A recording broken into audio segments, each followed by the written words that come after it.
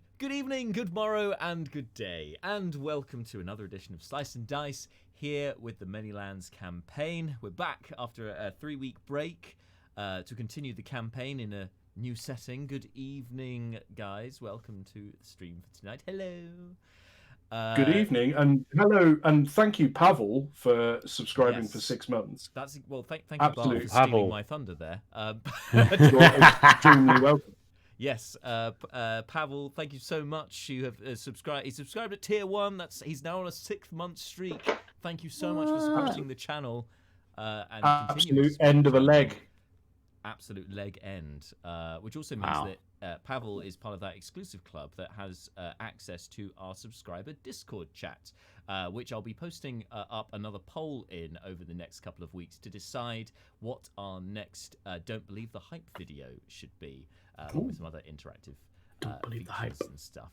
Speaking of Don't Believe the Hype, the newest edition arrived on the YouTube channel on Friday. If you haven't checked it out yet, please do so. Go subscribe to our YouTube channel today. There's a link to that on our Twitch page. Just scroll down and click the catch-up button with the YouTube logo, and that'll take you directly to our YouTube channel. We've got a goal at the moment to try and get to 100 subscribers. If you can support us in that on YouTube, that'll be so appreciated, because that means we can have a custom web address for our YouTube channel, so you can find it rather than it just being a series of numbers, which is what it is at the moment, making it very hard to find. So it'd be really nice to have youtube.com/slice&d6 or something like that. So if you haven't subscribed to our YouTube channel, please do so. Please, thank you in advance. And yes, as I said, you can catch up with our latest Don't Believe the Hype, which dropped on Friday, and the subject was taking from Tasha's Cauldron of Everything all of the optional class features. I go through every single class and all of the optional features that are there for each character class to basically say to all you DMs and GMs out there, don't worry if you haven't read up already on the optional class features. Nothing to be scared of, nothing game breaking. So there's some interesting additions. Of course, it is entirely up to you, and they make that very clear in the book that it's up to the DM whether you implement them in your campaign or not.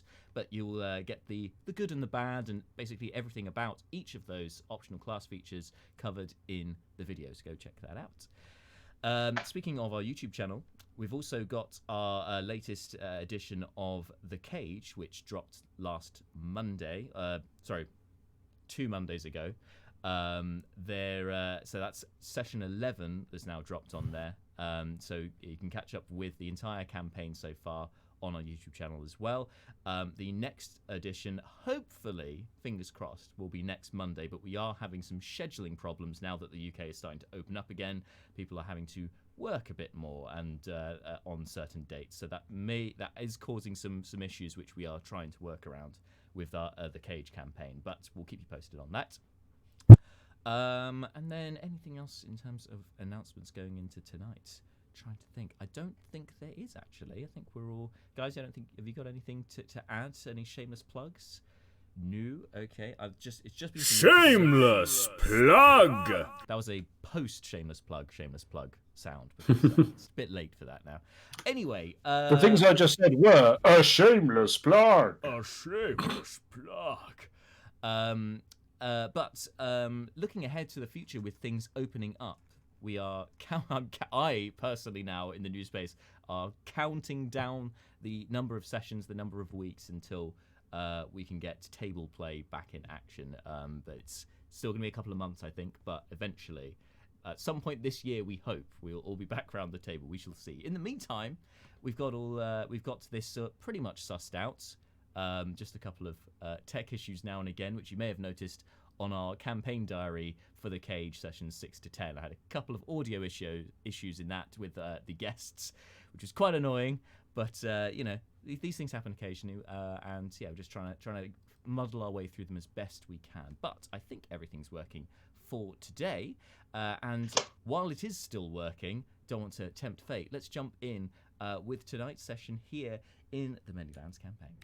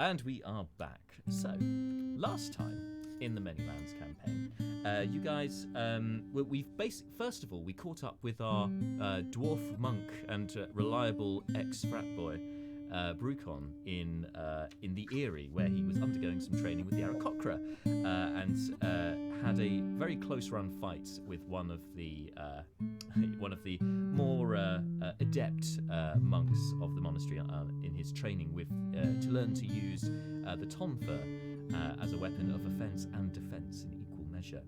And the Dragonborn are still present in the Eyrie, keeping an eye on Brukon, making sure he's not going anywhere, and seem to take some amusement from his training as well. We also had the Master of the Eyrie, Master Talon, touch base with Brukon to see how he was getting on with his training, and also by the end of the last session spoke to him about the visions that Brukon had been having before arriving at the Eyrie. He has seen a vision of the scales seemingly over the Eyrie itself, which seemed to be beckoning him in that direction. He was wondering where that sign had come from. Was it from the gods? Was it from some other force that he's not aware of?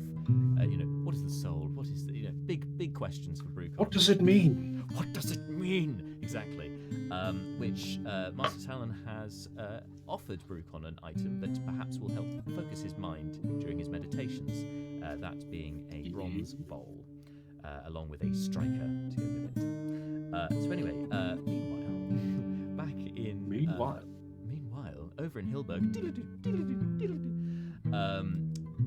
Seth continues his negotiations with Jackman Winklebottom about turning their mansion into a pub. But this gets interrupted several times, the negotiations. First of all, by Malar waking up and heading off to the temple because he's got important business to do there, and by Jove, does he. And then by most of the rest of the party as they appear, including Leobrin wanting to put butter around one of his fingers to try and remove the ring that he took from the manticore of I think it was Ulysses, the manticore. That's right. Yes, Ulysses. Which Leobrin has taken, and it has been of benefit to Leobrin thus far.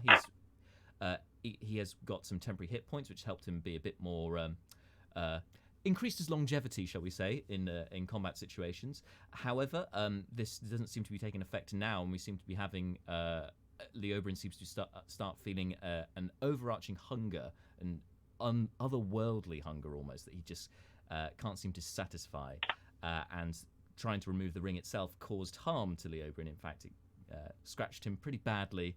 In fact, it took about a third of his hit points away just from trying to remove it with Moses' help. Yeah, not a good time for him. And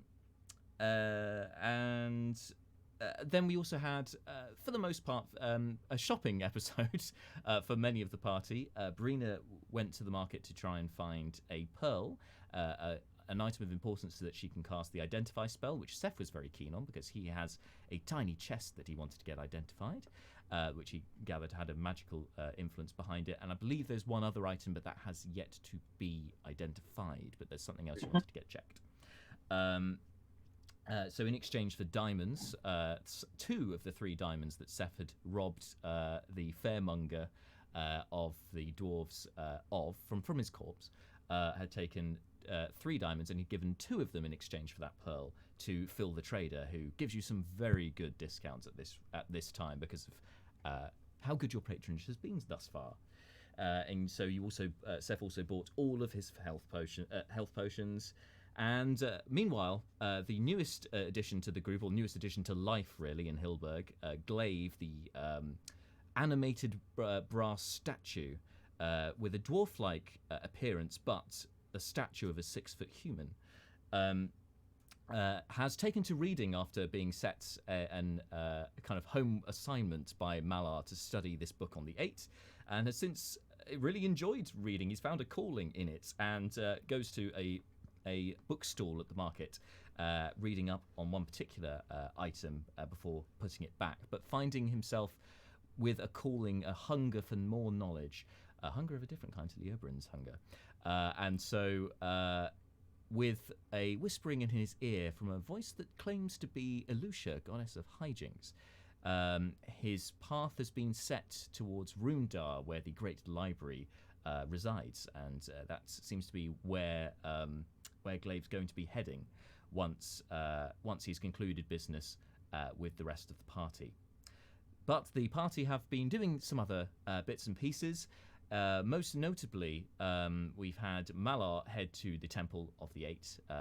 It's the Temple of Spark, in fact, in Hillburg, where he has received the Scroll of Greater Restoration, a test from High Priestess Amakir, for Malar to use on the petrified stone statue of Lady Helene Grenforth, and with quite fittingly a natural 20 on the roll, Malar has successfully cast the spell and brought Lady Helene back to life. She was most grateful for this to happen, of course, as were the two dwarf bodyguards, Tinin and Turin. After being informed about what befell her, the plot involving House Rookwood, etc., Lady Helene thanks the group and then plans to head back to Grenforth. They're preferably going to be travelling by boat from Rundar. That seems to be their plan. But they have noted that if you are ever in the vicinity of the Crowflies, to call in on them, because they really could have use for you lot and need to kind of pay you back for the kindness that you have done them, which they have not yet been able to do, but they hope to do so in the future. Malar also uses sending to contact another of your contacts in the Crowflies, Howland Cragmere, informing him about the Grenforths are on their way, and to perhaps assist the Grenforths, but not to inform his master, Gant Bron, who, as we all know, is quite terrible and unreliable and just a bit devious. So probably best not to get him involved, which Howland has agreed to.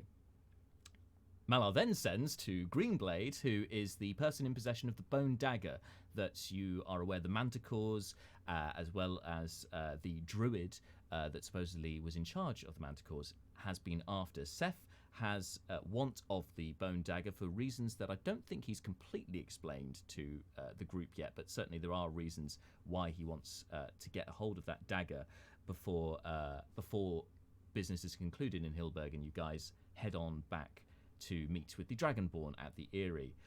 And then final bit of business, Brina managed to get a hold of the missing ingredient to make the cure lycanthropy, the potion of cure curse, back at Swerfhaven, which is where you guys are hoping to call into on your way back to the Eyrie. So the wheels are in motion with a lot of these plans.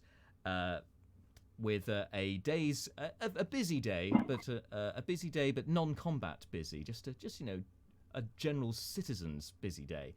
You all went to the pub for the evening, and that's where we pick things up, as you were all chugging away on your first round at the Trickle Inn. So, what's the plan, you guys? What do you want to do after your drinks? Heading back to the house.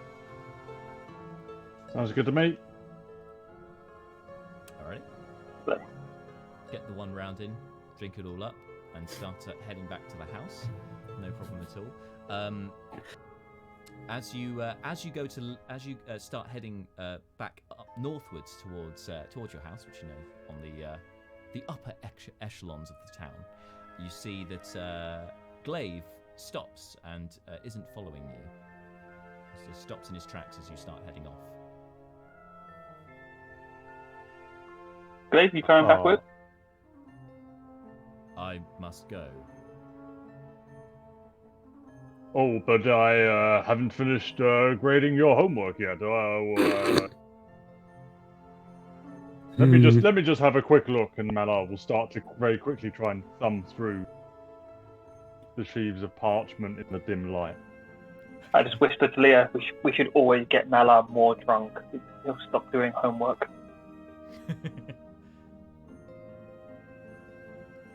I guess Malar. I don't know. Malar is going to take literally a few minutes doing that. I don't know if anybody wants to say anything or.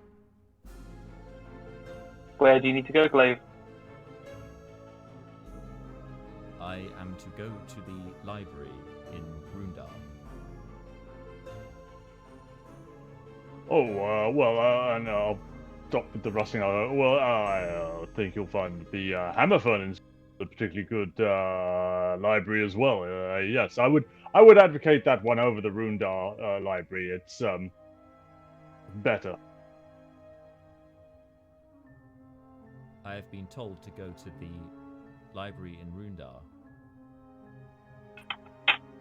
Should I not go there? I can't say I've not heard anything good about the Hammerfell one. I mean, they don't even teach people how to like stop werewolves from transforming. I mean, I've not heard good things about them. Picking up hold creature, and you are being subjected to that, Seth. Glaive just looks blankly. Oh. He usually looks blankly, but yeah, just straight at Seth. Mr. Glaive, why have you? Who has told you to go to Rundar? My parent.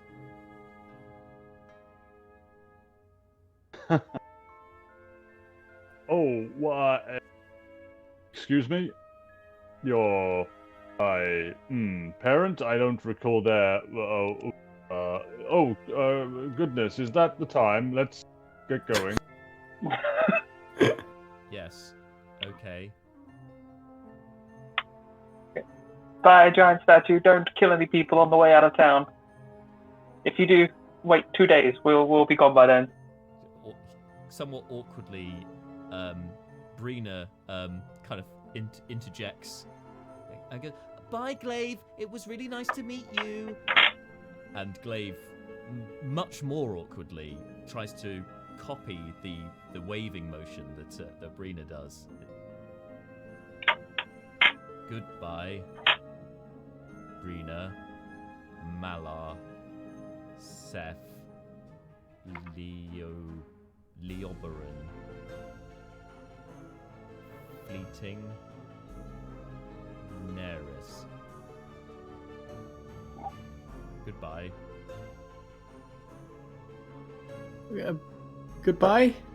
Goodbye. I'm picturing that whole thing with him being completely still, stoic, and his hand just really Just giving the a Brina hand, wave. just the hand. You will be fine. I have been told. Elucia said you will be fine. Ooh. Oh, where's my notes? Mala, is that another person that the gods won't speak to you about? No! Crap. All these people come into your lives who are touched by the gods, and Mala's there like, "I'm the cleric. Why won't they speak to me?" Sorry, Jack. What can Yep. for in my capacity as taker of notes, party scribe?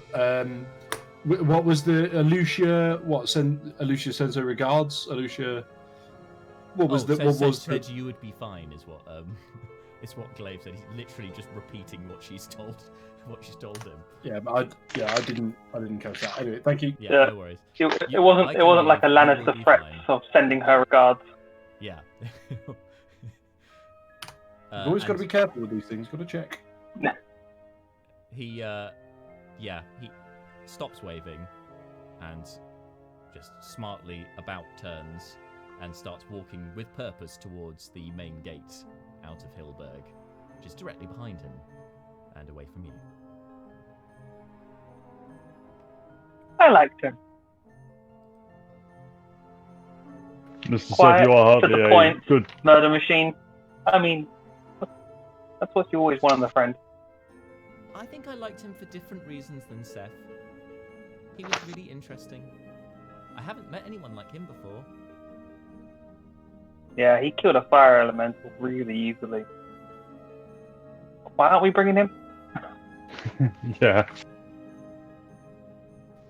I don't think we've got much choice in it, Seth. I think, unless you want to stop him... Do I look more powerful than a fire elemental? No, I'm fine. I ain't stopping that. Neris just starts imbuing her smoky dress and goes, "Do I?" Cool, let's go to the house. Oh, Ms. Neris, you're very scary. Let's all maybe retire for the evening. I think Mr. Glaive has intentions of his own, and I'm not inclined to stop him. Fine. And you'll start heading back to the house. All right. So you can see there are lights. There are torches lit inside the house in sconces. So you can see there's a warm glow. It seems the fire's been lit as well. As you open the door, you can see, the fire is roaring away. It's not that late in the evening, to be fair, and you can hear a bustle in the kitchen. Malar will go check that. Sure. So as you round the corner into the kitchen, you see immediately you recognise the elderly dwarf with her pinny of Fenelon Henley, the housekeeper. Goes, "Oh, hello, dearies! You're back. It's good to see you. I was just getting the dinner ready for you." What are we having for dinner tonight, Ms.?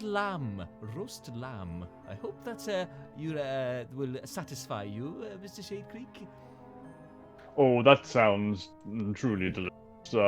May the blessings of the ape be on you, and I tap a guidance on her just to make sure we get the good. Very good, very good. She continues pottering away, and as you kind of turn to go back to the group chat, she calls out, "Oh, I've put up a room for your guest, Mr. Jackman." Oh, that's right. Okay. Oh, that's thank you, Mrs. Is Jackman with us, or did he stay here? No, he stayed in the house. He was he agreed with Seth to wait until he returned to continue discussion. Oh, well, I will. Thank you, Miss. I look forward to dinner tonight. I'll leave. Sure. Cool. Is there anything the rest of you want to get up to this evening? No, just want to finish that trade with Jack in, Sure. get some money. Well, fortunately, it's not. He isn't present in the sort of living room dining area, the open plan living area when you first walk in. However, once the literal dinner bell is rung, he scampers down the stairs to join the rest of you. There's a place put up for him as well. And he's you've returned. Good. Well, I've actually had plenty of time to examine most of the property, and I have to say, I think I definitely could make this work with enough investment. Excellent. So, what were you thinking, price-wise? Right. Well, obviously, this is a fine establishment, but it will require some renovation work, and so I've taken that into account in my offer. So I was going to offer 2,000 gold now, and then 2,000 gold in a month or so's time, just to give you the cash flow to be able to get it across. Once everything's set up and ready to go. How does that sound? We won't be around town in a month's time. Would you be able to send it to wherever we're staying at the time? I do have my suppliers. I'm sure I could arrange something else to send over to you. Perhaps instead of gold, then, for the other 2,000, I could send you items of a value of £2,000, just to make sure that the 2,000 gold doesn't go missing. Because generally I found that when you try and send money in bags, people tend to steal it. But when you send items, people are less likely to understand the worth of said item. Can I insight check to see if 4,000 total is like a good value? I don't know the conversion rate. That's a good idea. Go for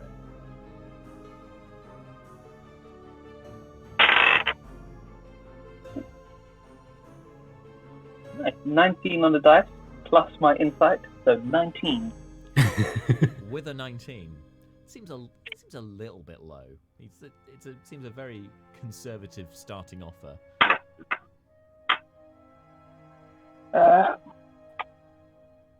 We would really need to get some travel expenses. I don't think 2,000 now will really be enough for us to part with our lovely house that we've lived in for quite a while now and make our move to a new territory. So, and he kind of adjusts his half moon spectacles. Do you have a counter proposition, Mr. Seth? Still don't know. I fucking have to practice. 3,000 gold now and 2,000 later. 3,000. Let me just check my funds a second. Excuse me. Scampers upstairs. After a few moments, comes back down. I tell you what, shake on it. 2,500 now, 2,500 later. Okay, you got yourself a deal. A pleasure doing business with you, Mr. Seth. Now, I did notice that you have it looks like you might have a little bit of a leak in the basement. Obviously, I hope that will be taken care of before I move in. But, you know, that aside, everything else seems to be in perfect working order. I will just need to, obviously, work with the local carpenter. I believe Miss Neris here.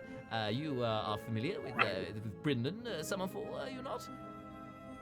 And she just stares coldly at Jackman and does not move an inch. Right. Well. Anyway. Maybe not then. I shall speak to the local carpenter, see if he can build up a suitable bar area here. And then we should get to work. When could I? When is it? When would I be able to start moving things in here? Tomorrow. Perfect. Oh, I'm surprised I haven't done more business with you before, Mr. Seth. Very direct, very efficient. I like it. Pleasure doing business with you as well. Excellent. Right now, so the gold. Would you just like me to just leave it here on the table? Just put it in a bag or something, or what? If you leave it here for us, we'll be able to divide it amongst ourselves so we can get our travel expenses. Not a problem, sir. Not a problem at all. I will see to it as soon as I finish this lovely lamb. Thank you. There you go. You have sold the house.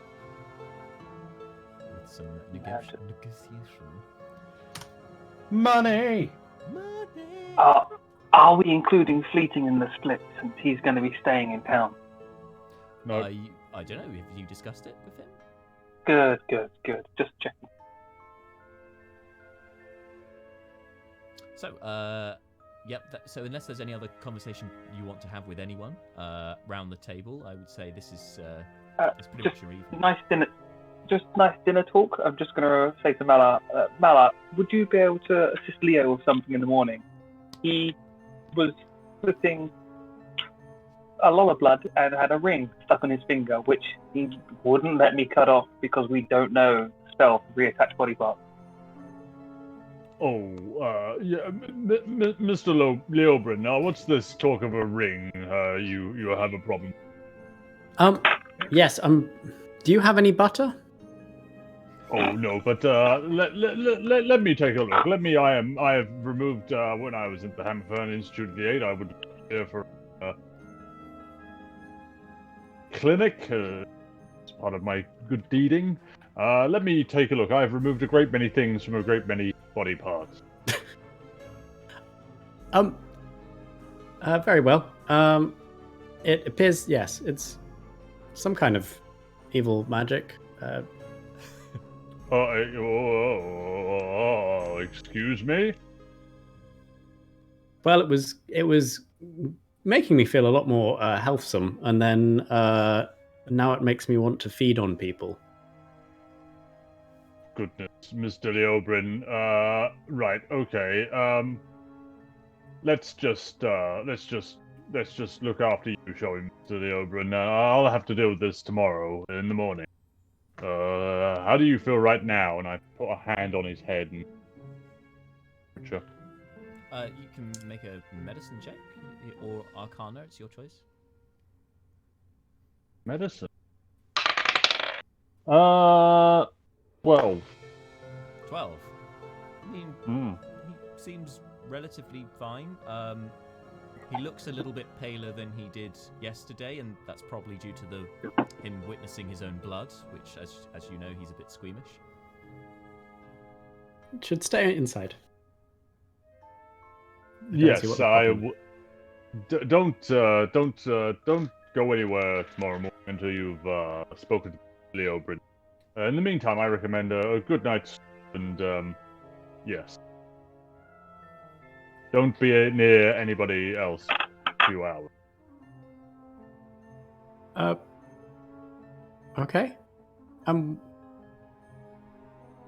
Is everyone else going to sleep outside? How does that work?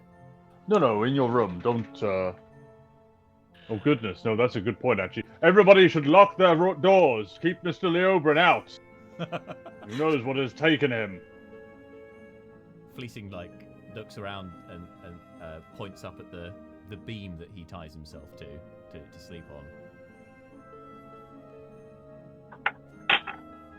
I could go in the basement. Could you fix a leak while you're down there? Anything for you, best friend. I'm gonna miss this.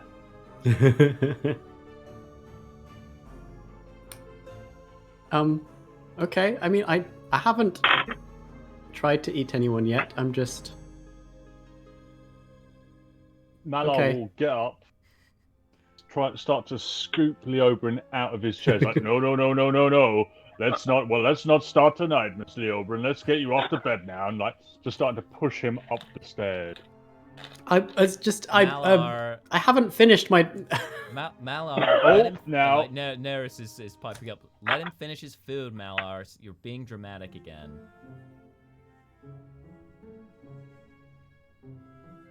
Very well.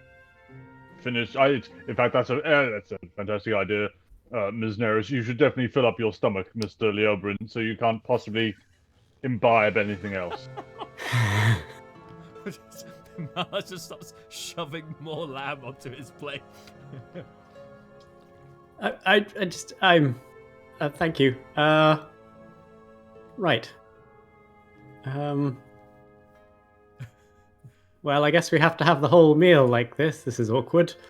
I'm going to finish as quick as possible and just leave and go to bed. That glaive fellow was strange, wasn't I'm not actually... Yeah, so the awkward atmosphere is definitely palpable around the table as you finish your meal, and so much so that Jackman can't hold it in anymore. And no, he doesn't. Does anyone else have any jewelry that talks to them? Well. Oh, wait, no.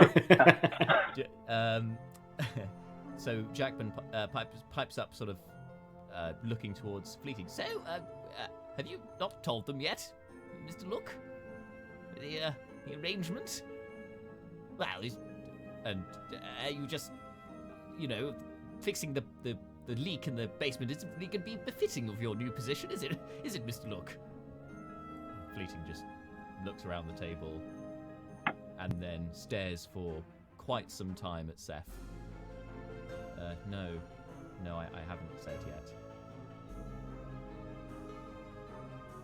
What's the arrangement? Well,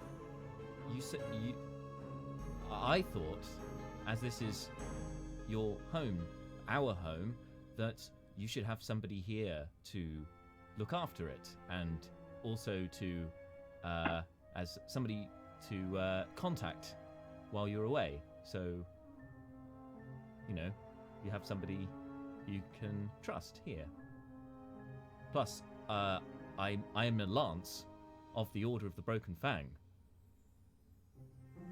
And they might tell me to do something at some point. I've got a badge, see? Remember? Good point. Badge.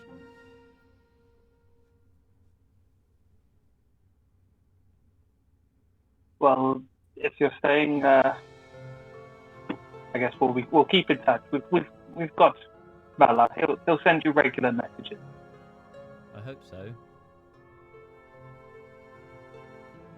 I just want to make sure there's somewhere safe for you to come back to, best friend. I'm sure we'll return one day. Well, if you don't, I'll come find you. I wouldn't put Wherever it you past go, you.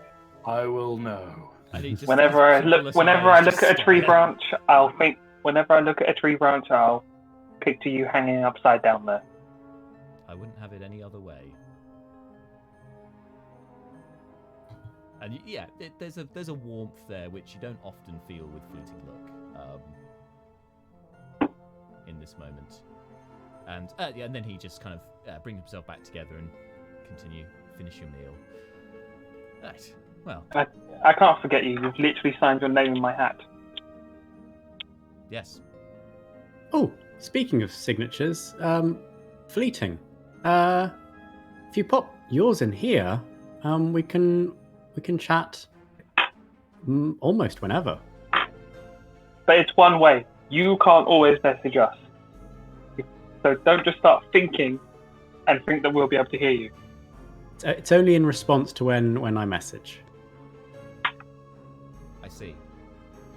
Don't worry. Yes, that sounds good. Besides, Seth can always hear my thoughts. It's a hat thing. Oh, well, how about we get your signature anyway, just to be safe? Okay. And he starts writing his name in the book. He notices the writing of the other name, Brukon's name is in the book. And you can tell, Leobrin, that he immediately kind of has a sense of one-upmanship and tries to have a more elaborate signature, and puts a little star above the instead of the dot of the I, but a star. Beautiful. And then crosses it out and then puts an 8-pointed star instead, because you know the 8. There you go. Beautiful. There we go. Well, now you can keep in touch whenever you want, Seth. Excellent. But before we retire for the evening, we should split up the gold, and I'm going to hand a potion of healing to Leo, potion of healing to Neris, potion of healing to Mala, and then change it to Brina. Okay, I'll just add them to Neris and Brina's sheets. Potion of healing. But was there? We save these for when Mala is dying. Mala, when we're dying, you're on point. You've been great at that recently. Yes, Mr. Sam.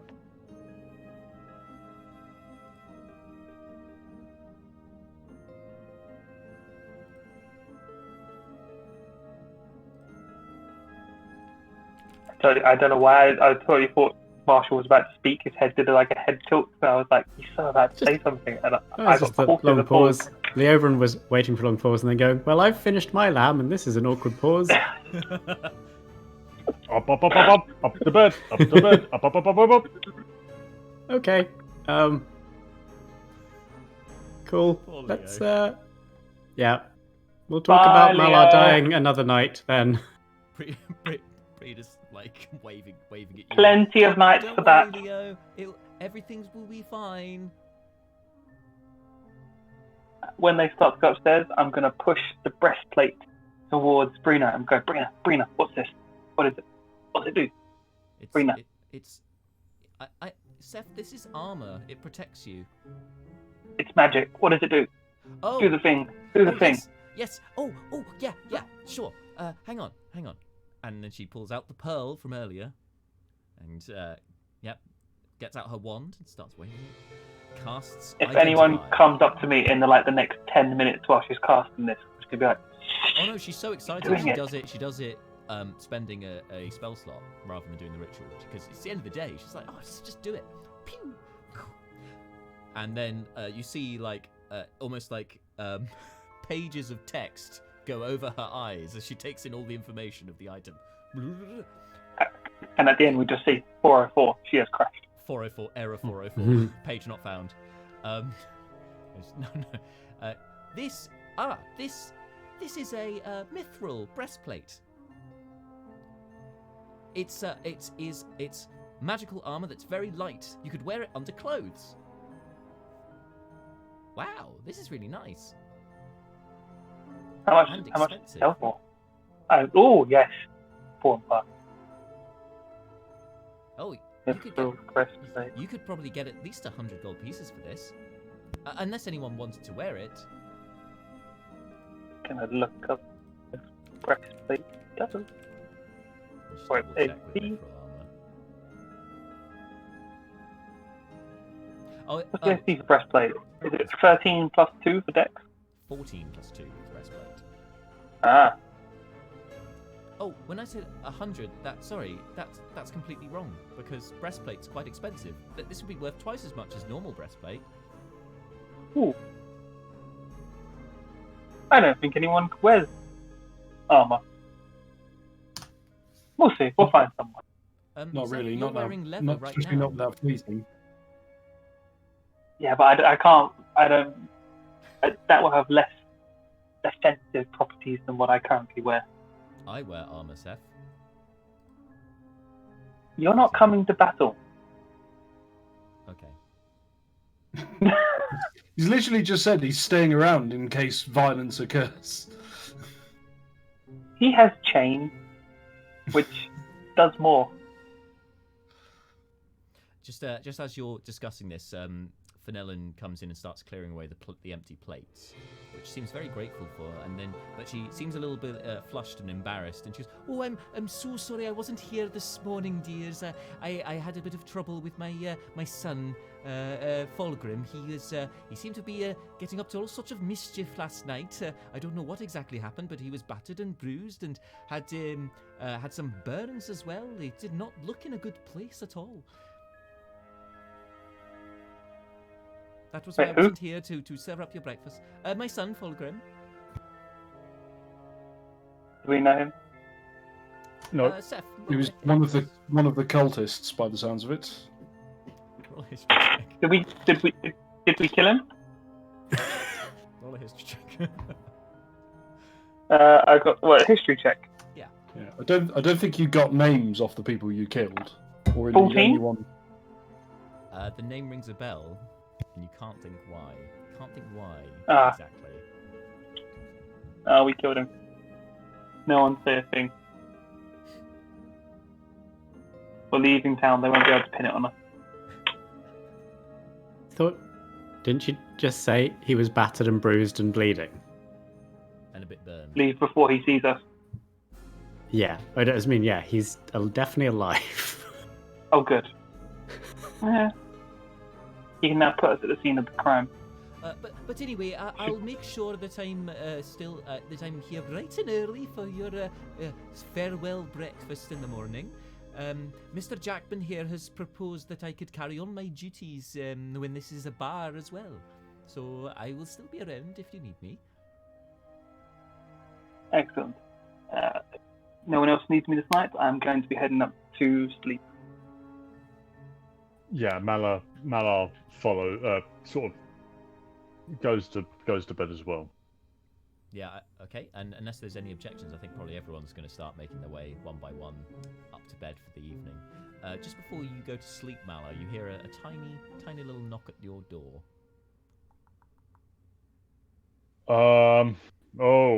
Yes. Hello. It's only me, Mala. It's Brina. You can hear outside the door. Could I come in? Yes, of course, Brina, do, yes, yeah. She opens the door, toddles in, closes it behind her, and she looks a little bit concerned, which she normally looks, overly joyful in most of the time. So this is out of character for her. But she says, so I got the ingredients we were after for the potion, for the cure curse potion. But I'm worried about Leo. Is that? Oh, I will take care of Leo in the morning, Brina. I have a few tricks up my sleeve. But yes, I take your point. I also am somewhat concerned. Do you think it's a vampire ring or something? Well, Miss I've read Brina, we about may this sort of thing. require your talents tomorrow to deduce whatever it is when we're able to hopefully remove it. And if not, we may have to remove his hand. Well, I hope it doesn't come to that. I've bought enough of this ingredient that hopefully we'll be able to make a few of the curse potions. Maybe we should give one to Leo if he is cursed. Like I say, miss, I have means of taking care of such a. But I will keep it in mind. How long is it going to take you to brew this concoction? Oh, it's not me. My mother does it. But But I think I would hope it would only take maybe an hour. Very well. Let us make haste tomorrow, and if I am unable to fix Mr. Leobrin, we shall get an extra brew of this potion and administer it to him. Yeah. Oh, okay. Well, good night, and happy birthday for yesterday. Well, thank you, miss. That's quite all right. It's just another day, I suppose. Oh, gosh. Now, get out of here and don't forget to lock your door, because Mr. Leobrin might eat you during the middle of the day. Okay, I won't. Bye. And, yeah. All right. All right. I close the door and I jam my quarterstaff up against it so that Leobrin, that son of a bitch, can't come in and eat my face. That son of a bitch. All right. We could try and remove the curse now. No, let's not do that. Let's just lock our doors and then do nothing overnight. I don't have remove curse. I need a day to I need the Prepare next it, yeah. morning to get it. No worries. So, overnight, for most of you, the evening goes by peacefully, without incident. There are exceptions, though, of course. First of all, Leobrin. Hello. Tossing and turning, trying to get to sleep this evening. It's proving quite difficult. Can you make a con save, please? Oh, can I? Okay. Almost certainly not. Da, da, da, da, da, da. Let's make sure I don't have any. I'm shooting for a negative result. It's possible. Is it possible? Hold on. Where's my things? Not possible, sadly. Worst we can go is 0. No. 7. Nice. All right. You're tossing and turning. The hunger that you were feeling before is becoming unbearable, and you kind of enter this fever dream state. You're seeing all sorts of violent imagery, as if you were some kind of great beast tearing the flesh from prey in the wilderness. Very metal. It is very metal. This dream this nightmare even that you're having. And then when you reach the water's edge after your latest kill, and you look into the water, the reflection you see back is not you at all, Leobrin. In fact, you look like Ulysses, the Manticore. Oh no! Oh snap! It's a this is a Dawn Treader scenario. Oh no! I wish I knew what that was, but yes, probably. It's a Narnia book. In one of the Narnia books, someone gets turned into a dragon. Ah, fair enough. I have not read that one, unfortunately. Feed. But either way, yes, there's an out-of-body experience for you, Leobrin. We'll get back to you when you wake up in the morning. But there was somebody else who's also having an interesting dream, Seth. As you sleep for the evening.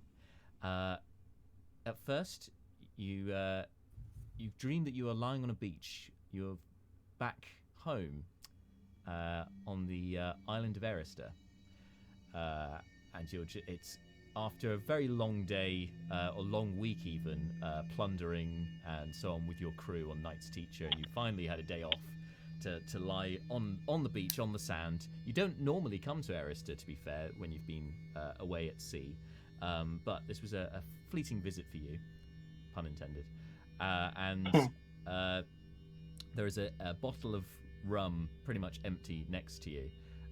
You're basking in the sunshine. It's all very pleasant, right up until a very large tentacle comes out of the water and wraps around your leg and pulls you under. Now, you can breathe underwater, so this doesn't worry you too much. But what is disturbing, Seth, is the voice you hear speaking to you from the depths. It says, "It's been a while, Seth. I hope you haven't forgotten about me and the deal that we made." No, I remember. Excellent. Then, you know what you must do next? What? Do you know what you must do next? No? You will. In time. Just remember that wherever you go and whatever you do, I will be watching. I will be waiting. But if you are to be my champion, you will need to prove yourself.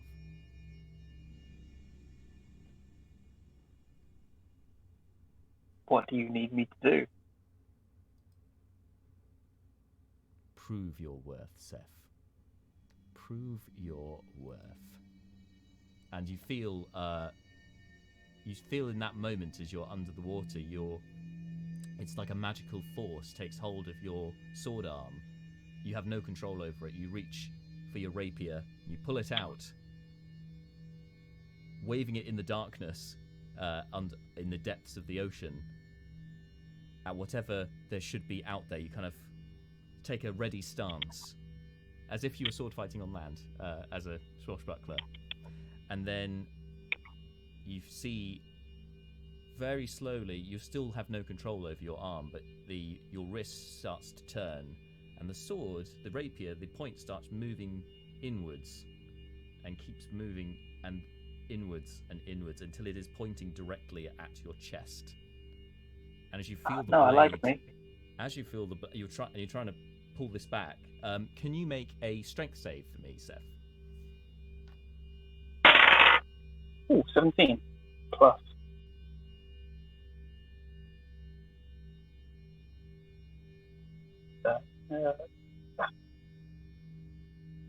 Save. Oh, plus 1. 18.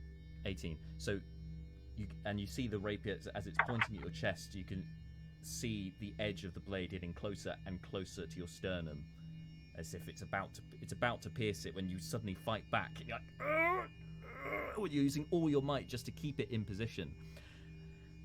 And then you hear the voice again. Would you be willing to die for me, Seth? No. Then you are not my champion yet.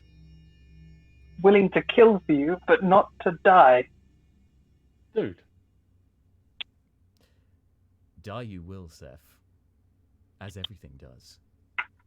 All except me. But not willingly. Yet. Yet. Not by my hand, and not yet. Perhaps I should have picked the dwarf. The dwarf was willing to give his life to save your friend. And then you feel the tip of the blade start cutting into your skin.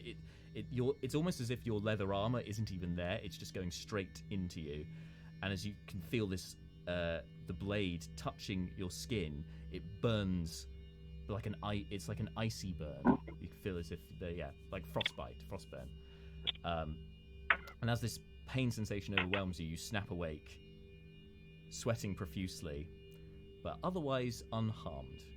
As morning comes.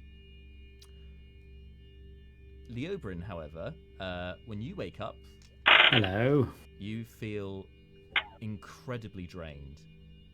Like, you look at your hands and they not only look paler than yesterday, thinner, skin and bone. You have overnight you've suffered a point of exhaustion, and your maximum hit points has gone down by 1. Yes. Metal. Override HP. There's a fairly hard time limit on this. Hey, it's been, it's in game time. It's been like a couple of days. True. In like playtime, it's been months. We've got ages, ages. Yeah, we've got all the time in the world. Everything will be fine. Anyway, so as you wake up in the morning and greet the day, everybody, it is there is a storm on the horizon as you see out of your windows. Very grey, spitting rain already, and it looks like it's only going to get worse. You can see very dark clouds on the horizon. Perhaps this is an omen. For some of you, it seems very apt, given what you dreamt about that evening. But as you guys, one by one, start getting up for your breakfast to prepare yourselves for your day ahead, we're going to cut back over to Brukon, who in the Eyrie, similarly, same weather over there. In fact, it's torrential rain where you are. Most of the monks are taking shelter inside their various nests and kind of crenellations in the periphery of the Eyrie to get out of the rain. But there are a few in the morning who are keen to continue training. I'm sorry, I completely missed, because you were given the bowl, and I think you were going to have a. Yeah, Brukon was going to spend the evening in quiet contemplation, staring into it and pondering its secrets. So, like, Master can I smoke something out of this? So, make an investigation check. Oh, good. Brukon's real good at them. Oh no, I found the blind spot on Brukon. I mean, there are a number of blind spots on Brukon, but any check involving a skill in which he has no bonus of any kind is definitely in that slot. Here we go. Come on, Gambler. That is a 10, so not great, not terrible. Okay. So with a 10, you kind of look at the item, the bowl, and eventually you kind of pick up the striker and kind of start, playing with it. You hit it and hear a very melodious tone. And as you experiment with it more, you then use the striker and rub it around the rim of the bowl, and it makes a slightly different sound. But again, it's quite this.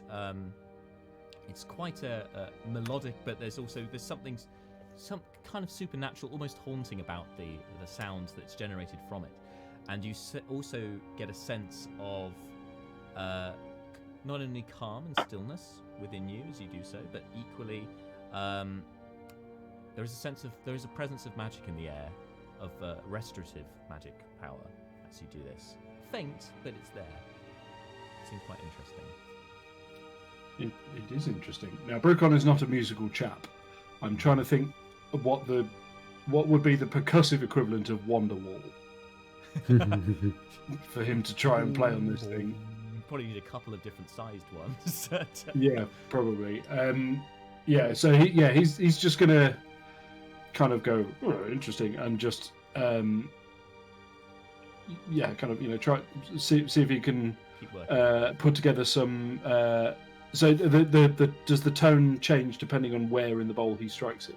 Yes, because of the shape of it, it's kind of. So it's got a pocket-sized steel drum, is basically what you're telling me. But it's got some sort of curious magic effect. But yeah, it's because of the shape of it. It's kind of like those wine glasses or goblets that kind of have they kind of come out very wide. They're not the widest at the bottom, but they come out like very wide and low, and then taper up. Like a whiskey taster glass where there's a kind of a bulbous bit and then it narrows again. Exactly like that. This is called a singing bowl. Right. What you have, and the striker is what you use to then generate the sound from it. But if you hit it with your hand and things like that, it will make a slightly different quality of sound. But if you continue, I gather you're continuing to kind of experiment with it as you meditate for the evening. So can you roll a D100 for me and add your monk level to it? So add 6 to whatever you roll. Yes, I certainly can. So we're going to say purple. I haven't got the officially designated D100 dice, but I do have 2 D10s. So purple is Purple is 10s, green is the other one. Okay, that is a 31 plus monk level of 6 for 37 total. 37, okay. So you continue to do your... so whilst at intervals, experimenting with the singing bowl, you also do your regular meditations for the evening. Bring a sense of oneness.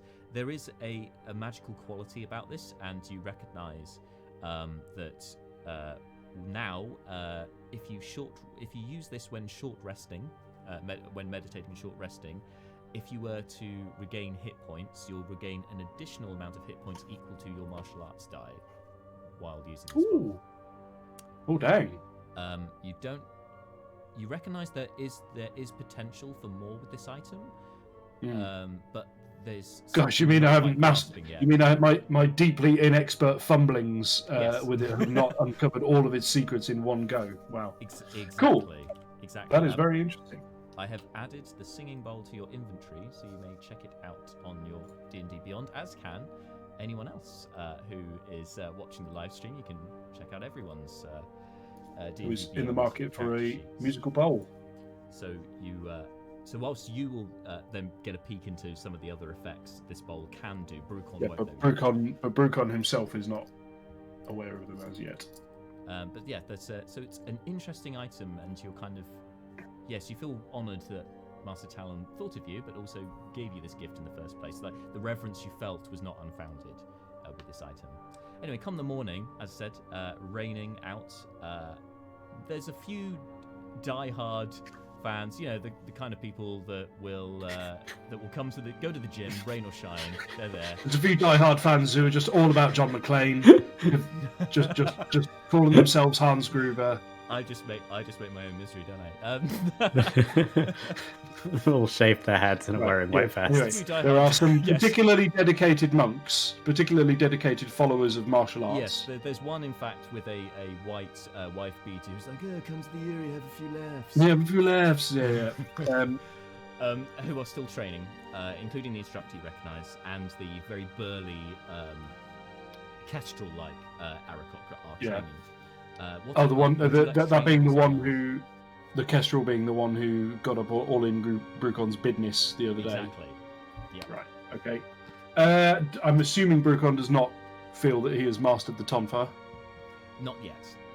Well, then he's going to keep on plugging away at it until he does. Oh, yes, I like it. He's an adventurer. He's a traveller. This is not the first time Brukon has been called on to operate in suboptimal conditions. And as far as he's concerned, as long as there isn't a giant flesh brolly on his face, everything is looking good. So Brukon's going to trot in and start doing the kata and all that. And this seems it reminds you of your days in the Barkfang Monastery. It wasn't always sunshine and rainbows, and you had to learn discipline there, and that discipline is kind of instilled in you now, that when you have a task, you're 100% committed to it, and that's exactly what you demonstrate here. So as you learn, do today's lesson. Can you make an acrobatics check for me, please?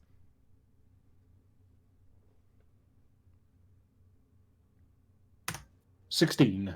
16. So the first part of the lesson today is more about some more advanced maneuvers using the tonfa. So there's a lot of leaping, rolling, and so on, and lots of nimbly flicking around of the tonfa. So from the club end to whip it round, so it's round your forearm to protect you. And lots of hijinks, like those kind of shenanigans. But you perform ably with a 16. You are keeping up with your Aarakocra chums, although there are certain bits you can't take part in, like when they start flying, for instance. You jump as best as you can, but you can't get the levitating quality that they have. But you perform ably nonetheless.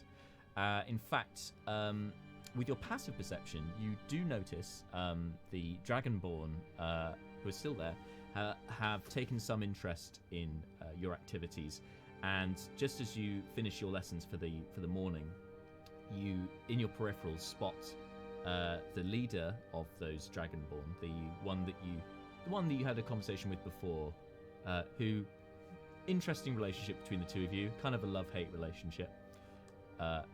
start marching over to you, and as you turn to see him, you can see the full majesty of his splint armor looks quite ferocious with the amount of spikes and so on that are sticking out from this bronze armor, and he has a large halberd over his shoulder. Yeah. Now we got a name for this guy, but Yes. I cannot remember it off the top of my head. I can tell you. I wrote it down. Where is it? Ah, yes, Drezz. Drezz Lambold of House That was it. Lambold. Okay. So and just to reiterate, Brukon has not only clocked him observing, but kind of, it's not a kind of like, oh, he's happened to catch him looking in this direction. It's a more overt, I'm standing here and watching these people kind of thing, yeah? Yes, and now he's actually approaching you. Right, okay. Brukon will not overtly react to him approaching and just kind of carry on limbering down, doing gotta get down. make sure, Don't wanna pull any calisthenics, don't want to pull anything, yeah. Yes, very wise. As a monk given. And he walks up to you for stopping at a respectable distance, and you hear the pounding of the single pound, should I say, of the hilt of the halberd on the stone floor. He's standing respectful distance from you, about 3 meters.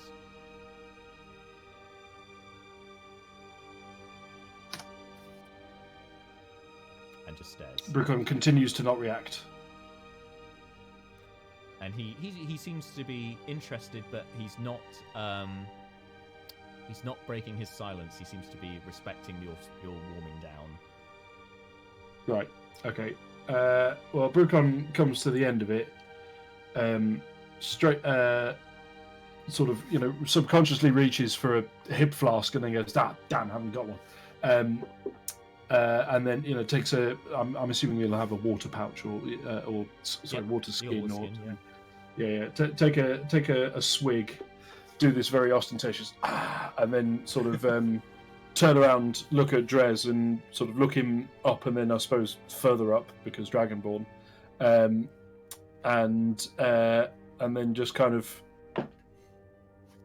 hold out the water skin and go. Would you care for a tipple? I'm afraid it's not particularly exciting, but it is liquid and it is refreshing. No, I'm okay. And he pulls out his own water skin and takes a swig from that. How goes your training? Oh well, not too bad. All things considered, it's a bit odd training with a group of people who can fly. That's a new one on me, but interesting, certainly. And this and Brukon's kind of hefting the tonfa and twiddling it around in a kind of, I'm not a complete novice with this anymore, sort of way. It's not kind of like crazy Carter, nonsense flippity, doodad and all that jazz, but it's competent. And he's just giving it a kind of an idle sort of twirl and so on. And you go, this is a very interesting weapon here. I've not come across one like this before. I'm looking forward to getting to know it better. So yes, thank you. Can't complain. You fight bird people. Is easy fight, right? I mean, one on one so far. None of them have been up to quite the same level as my old masters back at the home plantation, as it were. But I wouldn't want to dismiss them out of hand. They're clearly dedicated fighters, and as you see, they don't shirk on their training unless. Well, I suppose quite a lot of them are shirking on their training right now, but they don't all shirk on their training, and that's important. You talk too much. Oh, this is nothing. You should see me when I've had a skinful. Oh, I'm sure I will. Huh. So you fight bird people with no armor, and you think you're a good fighter, huh? I do all right. Let me tell you what, Drezz. Let's skip ahead a few pages here. not that I actually have anything better to do, but you're being very coy, and it's frankly boring. Are you interested? Are you interested in a sparring session of some kind? Is that what you're angling at here? Could you make a persuasion check for me, please? Okay. Because that was pretty brazen. So let's see if you pissed him off. 16 again. You're funny. No. Yes, if you think you are ready to fight a captain of dragon warrior from the Dragonborn Kingdom, then you will know you are a true warrior. I mean, not really what I'm shooting for, but fine. Yeah, that sounds interesting. Let's do it. Hang on a minute, but before we begin, let me just. You're thinking this is armed combat we're shooting for here, correct? He hefts the halberd into both hands. Yep, thought as much. All right, Brukon. I feel like Brukon would be training without his cookery on him because he's not learning. He's not. It's a bit of a sort of mark of distrust and disrespect. But he's as we know, he's lived a long and interesting life before becoming a monk, so he's nobody's mug. So he wouldn't have just abandoned it. So I feel like he would pick it up and strap it to his waist in a kind of here's a good opportunity to get some sort of live field exercise with the tonfa, as it were. But if need be, it'd be nice to be able to go back to the old faithful cookery. So he'll strap that on, but very overtly and clearly not draw it, and instead gets in position with the tonfa and does your classic. Come on then. The Drezz laughs quite loudly, quite brazenly in your face. He goes, "Don't think I'd go easy on you because you're 4 feet tall." Well, nobody has yet. I wasn't expecting it now. There's no better way to get a measure of man or dragonborn than to fight them. I will. This is a Goku situation. I'm into it. Let's go. I will enjoy this. And he squares up, ready to fight you. Now we're going to cut to everyone else before we do the fight. Yeah, cool. So we'll save that for later. But anyway, back to the rest of the party. You've unless there's anything significant you want to achieve at breakfast time, I'm going to say you go down, you have your breakfast. It's all laid out for you. Sustenance for the day. You were also gifted care packages, care bundles by Fenelon. Gives you each a bundle with 3 days rations in each. Although Leobrin already has a shit ton of rations, there's some more for you. I might hand some over, like the stuff that's just piled up. I really can't carry.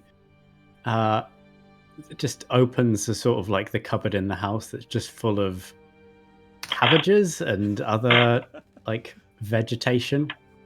Just sort of like tries to push the ones that have rolled out of the cupboard back in. Like, feel free to. I'll take some of those. Okay. How many cabbages do you want? Whatever she was offering. Oh, okay. She's offering three bundles with 3 days worth of rations in. Rude. Leah doesn't want the free food. No, I want I'm getting the proper rations. I'm just trading in some unprepared rations because I don't feel like we're. Yes, I don't feel like we're going to adequately carry this huge mound of greenery around with us. I'd rather. I'll give back the nice homemade food, and I'll take your pre-packaged MRIs. No, we want the packaged food. So Leobrin's giving back his stuff he got with plant growth. So it's all farm foods, but obviously well. Handing some of that. Yeah, adding some of those dried rations which you've been gifted. Or take the slightly more portable food. There's dangerous people around, so make sure you're keeping yourself safe. Now, speaking of dangerous people and being safe, Mr. Leobrin, would you come over here, please? Sure. As the dangerous person, me? Yes, probably. Most dangerous man with the deadly ring. Thank you, Seth. I'll sit down on a chair and I'll pull out another chair directly opposite. There's no table. Yeah. 2 chairs. Um. And I tap it. Yes. Do you want him tied up? No. I'm sure this will be fine. Let's have a look at you, Mr. Leobrin, and I sort of examine his eyes and check under his nails and sort of open his mouth and like pull out his tongue and. He looks tired. Yeah, he does look tired. You can make a medicine check if you want to get some more details. Give it a medicine check. Oh, a whopping 10. Yeah, as said, he looks tired. Big bags under his eyes. His skin somewhat sunken and paler than yesterday. He's not quite nearest level of alabaster white, but he's approaching it. Okay, now, Mr. Leobrin, this ring, which finger is that on? Show me this. The one with the ring on. Oh, such dainty hands. My Thank you. big old eyes could not. And I'm just looking at the. I've got his hand. I'm looking at the ring. Yep. And I'll cast remove curse on the ring. Yes, you do. And then slide the ring off. So the ring finger is the one finger that doesn't look as thin and bony as the rest. It's swollen still, and it's kind of almost purple at this stage with the ring round it. And as you cast remove curse on the item, you see that as you cast it, the metal band starts to expand. It starts to grow until it gets to the point, Leobrin, that it would be big enough to wear as a bangle for you, and it drops harmlessly off of your hand. Your finger still looks swollen. You still look sallow and the like, but the ring has been removed. And I it'll take appear you've my- removed the curse from it. Take my quarterstaff out from my pack, and I just sort of slide the ring across the floor. And Miss Brina, would you mind if we could assess that, please? So do we save it for like big fights when we need it? What's the? Oh, I really don't think you should be putting that on again, Mr. Elbrin. This is quite a. How do you feel? Any odd happenings, Mr. Leobrin? I mean, my finger's starting to feel better. I mean, I'm just very tired. Yeah, the effects still remain. The loss of HP and the exhaustion level still remain, despite the curse being lifted. It's quite a buzz when it's working, though. Well, I fear for what might happen to you, given long enough wearing that, Mr. Leobrin. Look, I You're can't like, tell you is this what to it do. feels like to be healthy? I must taste this joyous fruit again. Neris Feed is, me. looking unimpressed over Fruit you. must be more. With her usual kind of stance and scrutiny, she kind of squints over at Leobrin, locks eyes with you, and just goes, "You look like shit."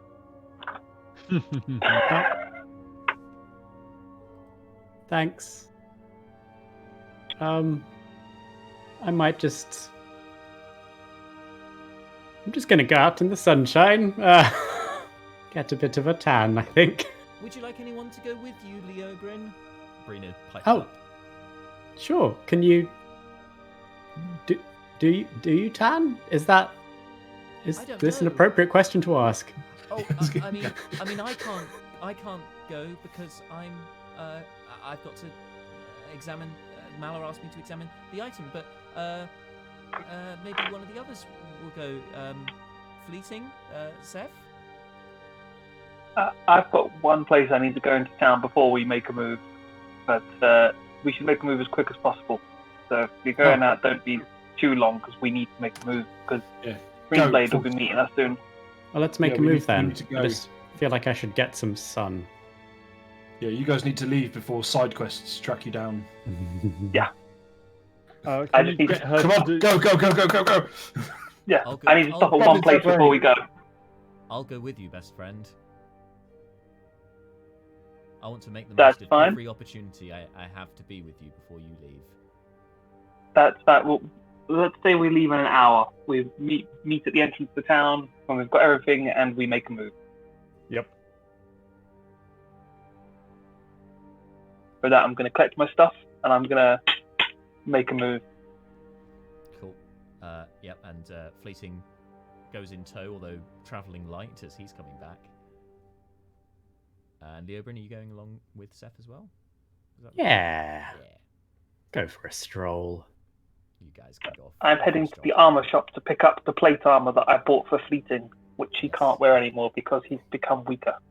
Yes. I mean, you know, he's got that's gold for him. He's going to have to train up, bulk up so he can wear that armor. I'm gonna see if I can sell it today. I mean, we have no one that can wear medium armor. We've got 0 people that can wear heavy armor. I mean, Malar can, but he just doesn't want to wear the armor of a cult. I mean, Yeah, this party is a tank-free zone. Like when It's your an monk is, armor-free zone. it is definitely an armor-free zone. When your monk is the tank, you're definitely scraping the bottom of the barrel. That is not what they were built for. Malar's got a shield and tough skin. Yeah, the Yeah. clerics are ironically tanky, but everyone's like, oh no, wait, we probably shouldn't put the cleric at the front just in case. Yeah, Hey, I make it through most fights without ever getting hit. I don't know what you guys are saying. Leobryn is pretty I good. just feel like It's only I feel like effects one day that go down. if you kept that ring on and went down to like 4 HP, we were just going to put you in plate armor and just have you as like a stationary cannon at the back. All right, so you guys are going to head off to the armor shop. Yeah. As for the rest of the party, that obviously leaves Malar and Neris and Brina. Brina's obviously going to be doing the ritual for Identify on the ring.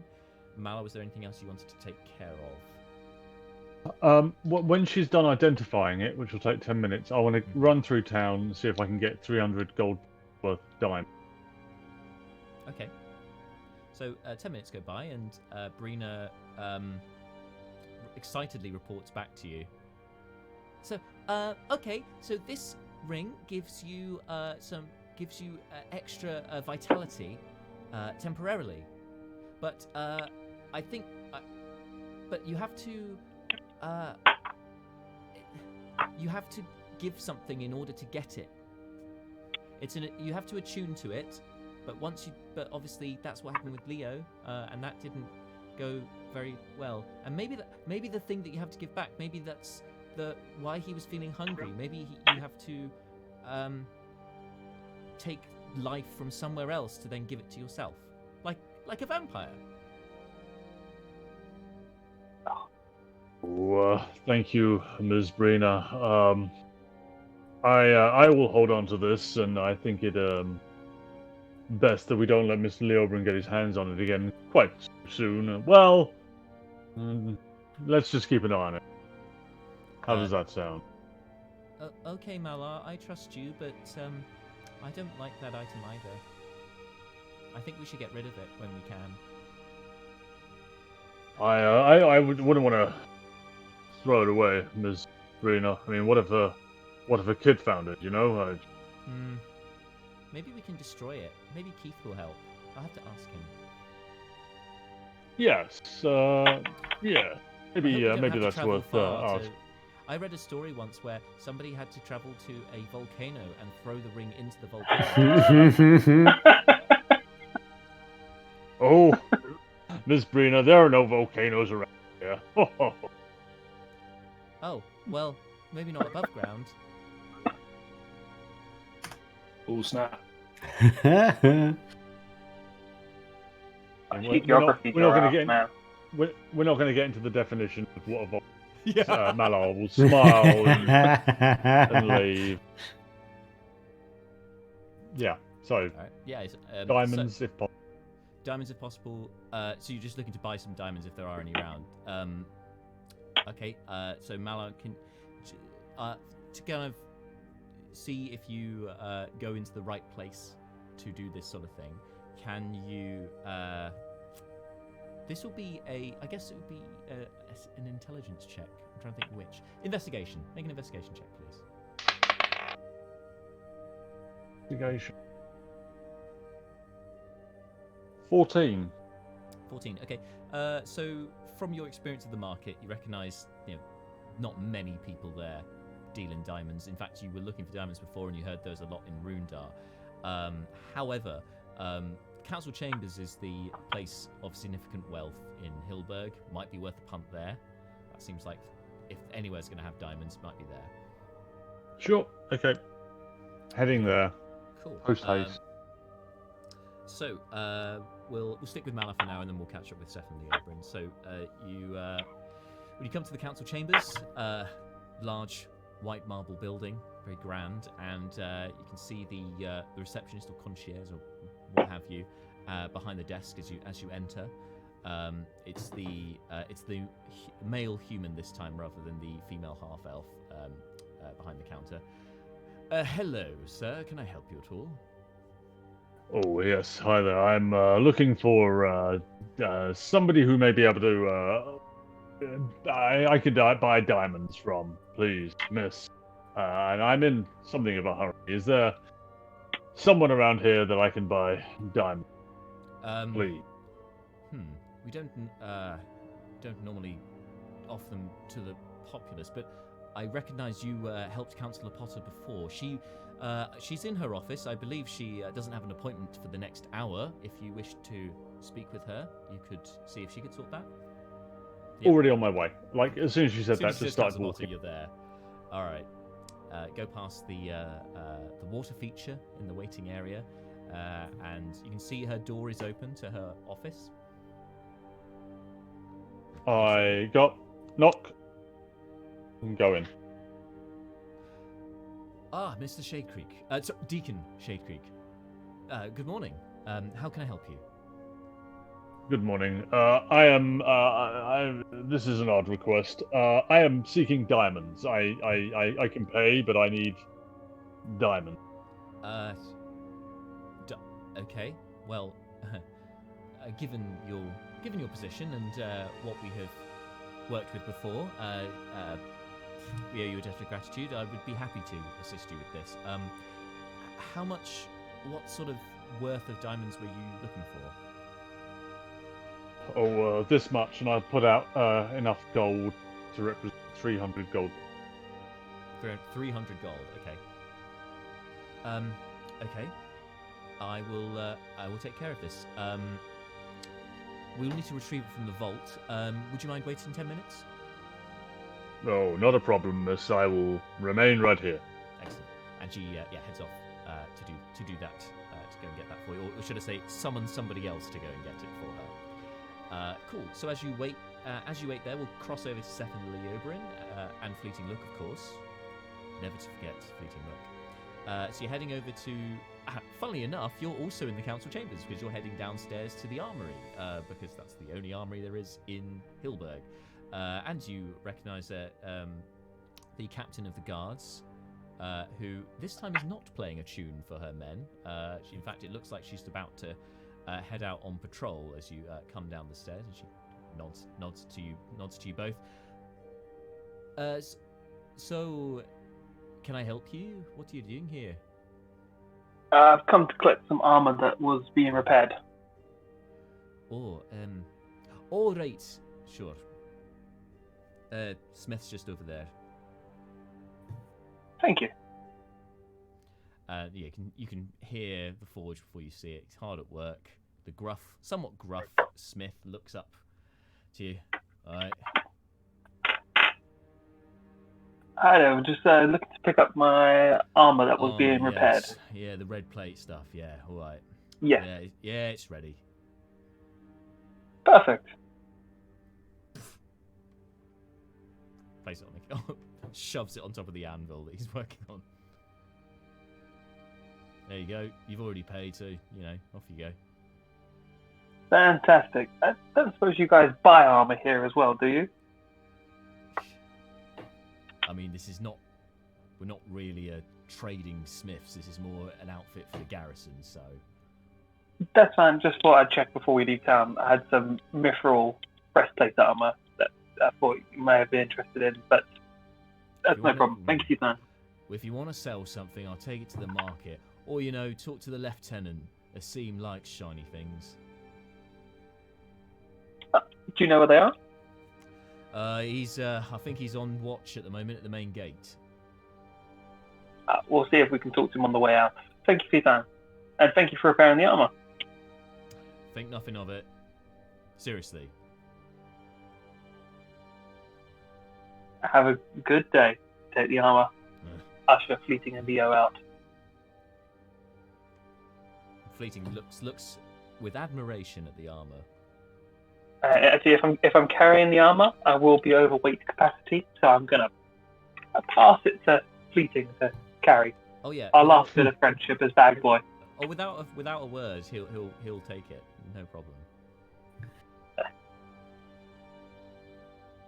Well, should we go get ready to meet the others? Does anyone have anything else to do in town? No. We got the pearl last time, and Yep. Let's go. Fleeting. I do need to get one thing from the house. I forgot. Okay, if you want to collect that, and we'll meet you at the gate. Okay, I'll take the armor. Yeah. Oh, hang on. And then he just gives the armor to Leoberin. Just almost throws it onto Leoberin. oh, how heavy is it? It's pretty heavy. Plate armor is. As per the PHB. I have it. Pop it open. Hang on. It is. Oh, here we go. Plate armor weighs 65 pounds. Cool. Leoberin slings it over his shoulder, no problem. Leoberin is pretty strong, so we often miss this because he's at the back. Fantastic. Stupid. You just waited, whatever it was. Yep. Seth, are you going to be wearing this from now on? It's very fancy. No. It was for Fleeting, but I'm probably going to end up selling it. Like plate goes for like nearly 2,000 gold, and if it's red, and apparently red's a very expensive version, so hopefully we can sell it quite a bit. Oh yeah, people like red. It's very. I mean, you get in more accidents with it, but and you can't tell the blood on it when you kill some people. Yeah, and who wants that? People want to see the blood, right? Exactly. Anyway, sure. Well, let's go to the gate. We'll put the plate armor on the horse when we get there. I don't think it'll fit. Not to wear. Oh, right. Yes, I was going to say the helmet is rather small. It's got that really. Reginald has a really big head. How much do you think plate armor for a horse costs? In or out of character question? In character. Oh, I have no idea. I imagine more expensive because there's more horse. We'll look into this in future. I feel like horse could use an upgrade. I think as a living creature, you don't upgrade them so much as, well, I don't know what the word would be. Anyway, I'll ask Reginald next time we speak. You sir have not played Digimon. You upgrade it. You just throw more metal on them, throw a weapon on somewhere, and they're upgraded. I've got to find the Digimon meme to send you. But yeah, let's go meet the others. Cool. So you guys, as you head upstairs, you see Malar dashing towards the Councillor Potter's chambers, which is in the opposite direction of you guys. And just shrug and just let him get on with it because you've got to go to the meeting. So anyway, he's probably just having a quick booty call before we leave. You know what Malar's like. Yeah, I mean they had a connection. Yes. So you guys start heading towards the gate. Malar, 10 minutes passes. Next to that water, hey, you go, Malar. Feeling like you might need the loo after hearing that running water for 10 minutes solid. But she then arrives with the diamonds in hand in a small velvet pouch. There you are, 300 gold pieces worth of diamonds. Shuffle the bag, the pouches over to her. Oh, thank you, miss, and good day. Turn around and leave. And thanks again for all your help with Hillburg. Good day. And yes, okay. So finally, you guys will start mustering at the main gate. Now, Seth and Leobrin, you're going to be first to arrive there, and Seth's gone. That's awkward. I'm here. Oh, you are there. You've got the armor in tow, and you were going to look for a scene, the lieutenant, right? Yeah, if we've got time before everyone else shows up, we'll look for him to see if he wants to buy the several sets of armor we've collected. All right. He is on watch at the main gate. You can see him standing over the gatehouse, kind of issuing orders to to the other soldiers. One of them you recognise as the dwarf that knew Brukon. The Rumble Gut. Yeah, the Otto something Rumble Guts. Bit hazy, you can't remember exactly his name, but Otto something Rumble Guts. And then he finally, after issuing orders, looks down and sees you two there, looking up at him. Ah, the adventurers have returned. Yes, we're just leaving town. Sorry, is this the Otto or the lieutenant? Oh, this is Asim, yeah, the lieutenant. The tiefling yes. with the purple tiefling. Ah, the purple tiefling, yeah. Yes, we're just leaving town. I was actually just hoping to catch you. The armory said that you'd be the person to speak to. We have some armor that we were a bit heavy to travel with where we're going, so thought we could sell it before we leave if you were interested. Oh, right. So, what have you got here? We've got some very rare red plate armor, along with equally rare mithril breastplates. Oh, mithril. That sounds. Oh, yes, that is. That is a magical armor. I like this a lot. I don't know if you know, but I have an interest in arcane items, so this would be very interesting for me. The red plate armor, not so much. You see, I'm much more of a nimble fighter, but I could. I guess I could take it off your hands, maybe sell it on to someone else. How much would you want for these items? For the breastplates, maybe 300-400. For the plate armor, maybe 1,200.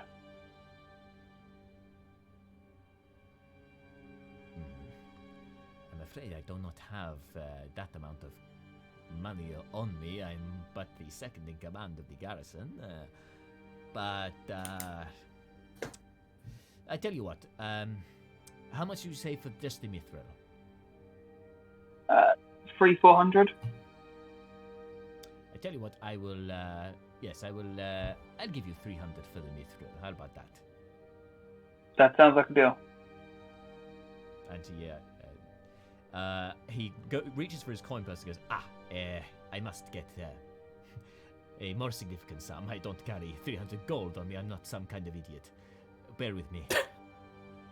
And heads off to his back to his house to go and get his gold. As you are waiting for him to return, you spot it will be Brina first of all, and then Neris showing up at the gate. Malar, are you heading straight to the gate after going to the council chambers? Okay, so yes. Not long after they arrive, one with a very cheery disposition, and one with a suitably the opposite of a cheery disposition of the two spellcasting peeps. Malar then shows up, ready to travel, and as you are all gathering, a scene then returns with the gold in a large. It just looks like a burlap pouch, like just something you carry potatoes in. And he hands over the gold to you. Says, "Want to be a little inconspicuous when handling large sums." Of course. I'll take the gold, give him the mithril breastplate. Wonderful. Seeing as somebody else already has the smoking garments, he looks over to Neris with her smoking gown, whereas he's got his breastplate of smoking. Like, I think I was due an upgrade anyway. Enjoy. Thank you, and good luck on your travels. Thank you. And once he starts going, I'm going to distribute the gold to the party and give 50 gold to everyone, bar Brukon. Nice.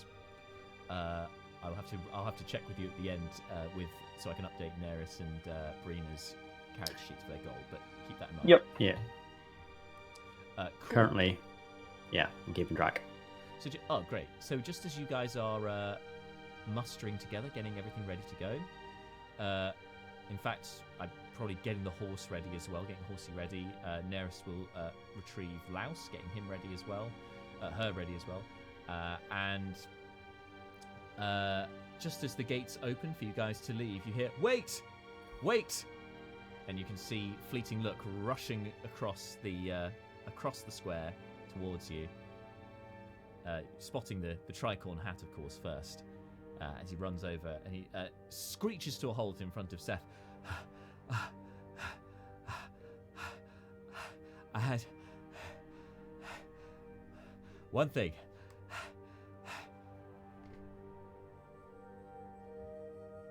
Yep.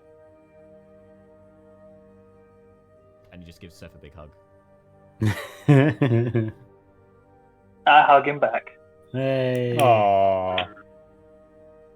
I'm going to take out my dagger that I've had with me from the start, and I'm going to give that to him and say, keep a hold of this until I come back. Keep it safe. Then I have another reason to come back. Okay. Well, you need to keep hold of this then. And he pulls out the dice and hands it to you. Ooh. Wait, he's never used this. But, oh. Thank you. It's lovely. I was saving it for a special occasion. I'll keep it with me. Be safe. You too. Bye, Fleeting. And push him And on that was the corner. last time we ever saw him. Come on, before he gives me another hug. Until the final session when he is revealed as the bee-bag. Mm-hmm. I like the rest of you as well. You hear a very faint voice on the wind. I like you too, Fleeting. Stay safe. I'll look after your house. Our house. In the middle of a... Sorry, I couldn't. And Seth, I can. I think Jackburn will buy that armor. I could take it if you like.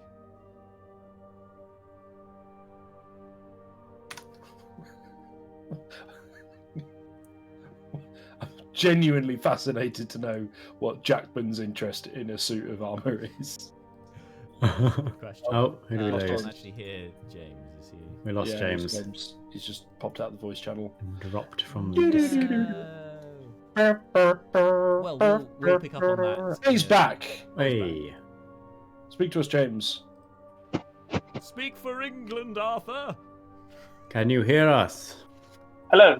Yay. Hello. Hey. I lost sound for a minute. I had to reconnect my headphones. No It's worries.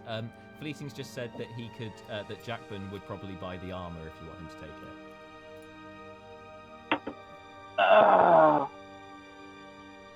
That's more money that I won't have for a while. I can keep it safe. But yeah, I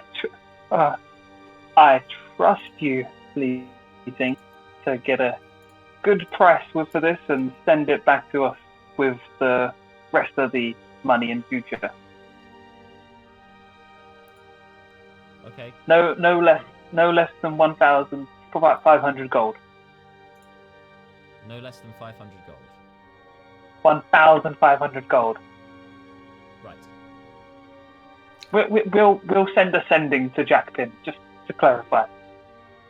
Or me. We'll send it to both of you. My name's in the book. Yeah. No. The Oberon just writes in the book 1,500 gold. Oh my god. I'm in the book, and I'm a lance. I'm gonna miss you, Fleeting. I'm gonna pat him on the head, give him the plate armor, and turn away. Leoberin, Yes? what is the collective noun for the people in your book? Well, Damned. not one Friends. specifically. I'd call them friends. Aw. Okay. That was so sweet. That was so Wow. sweet. Leoberin, you get inspiration. That was so sweet. It was completely undercut by Fleeting Look being himself. That was lovely. Yeah. How about side by side with a friend? I can do that. And yeah, with that, I do sit side by side with a side. He doesn't turn away. He just continues staring at you guys, looking for you to leave. And as you start moving through the gate, he then waves or holds out a hand to wave to you as you depart from Hillburg. On your merry way, on your travels once again, heading back toward. You guys are heading back towards the Eyrie, which of course is where we're going to pick up with Brukon. Now, first time in the new place, let's try switching over to combat and see if it works. It's a tense moment, everyone. Change the music. Dun, dun, dun, dun, dun, dun, dun, dun, dun, Change dun, the camera. da-da-low. It's Da-da-low. a slow process. Try and make this Down. more slick in future.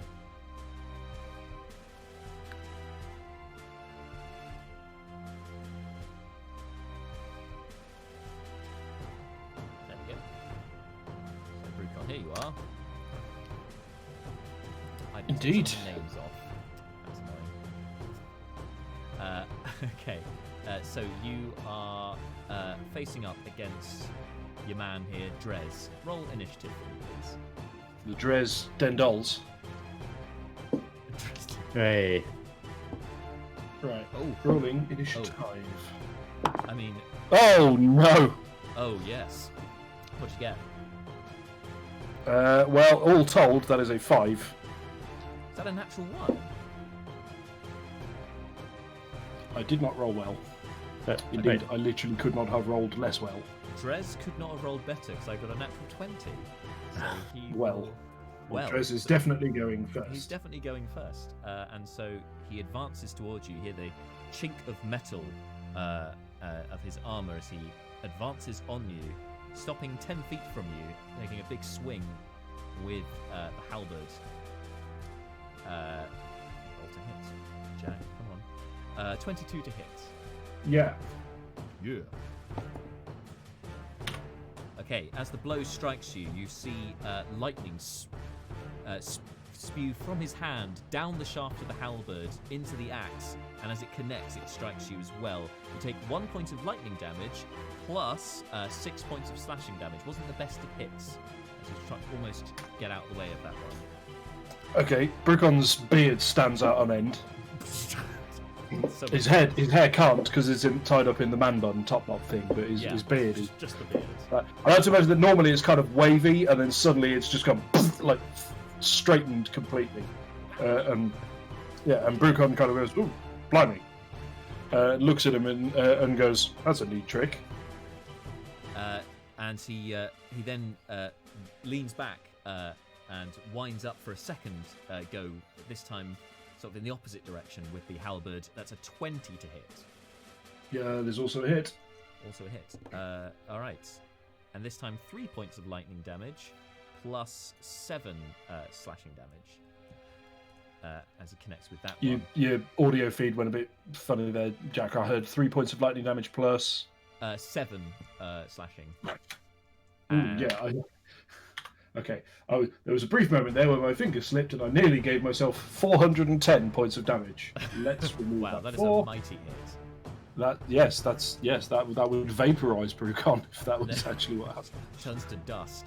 Finally, as that second stroke he follows through, then exposing the butt of the halberd. Then he leans in with the butt and tries to hit you with that as well, but critically fails with a natural 1.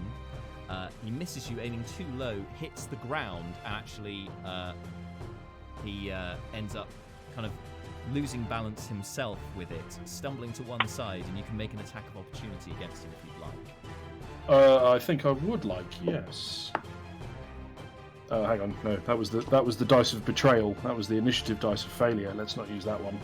That is definitely how this works. Right. Dice juju. That's not a great roll. 13. No chance. 13 unfortunately misses, but it is now your turn. Okay. He's.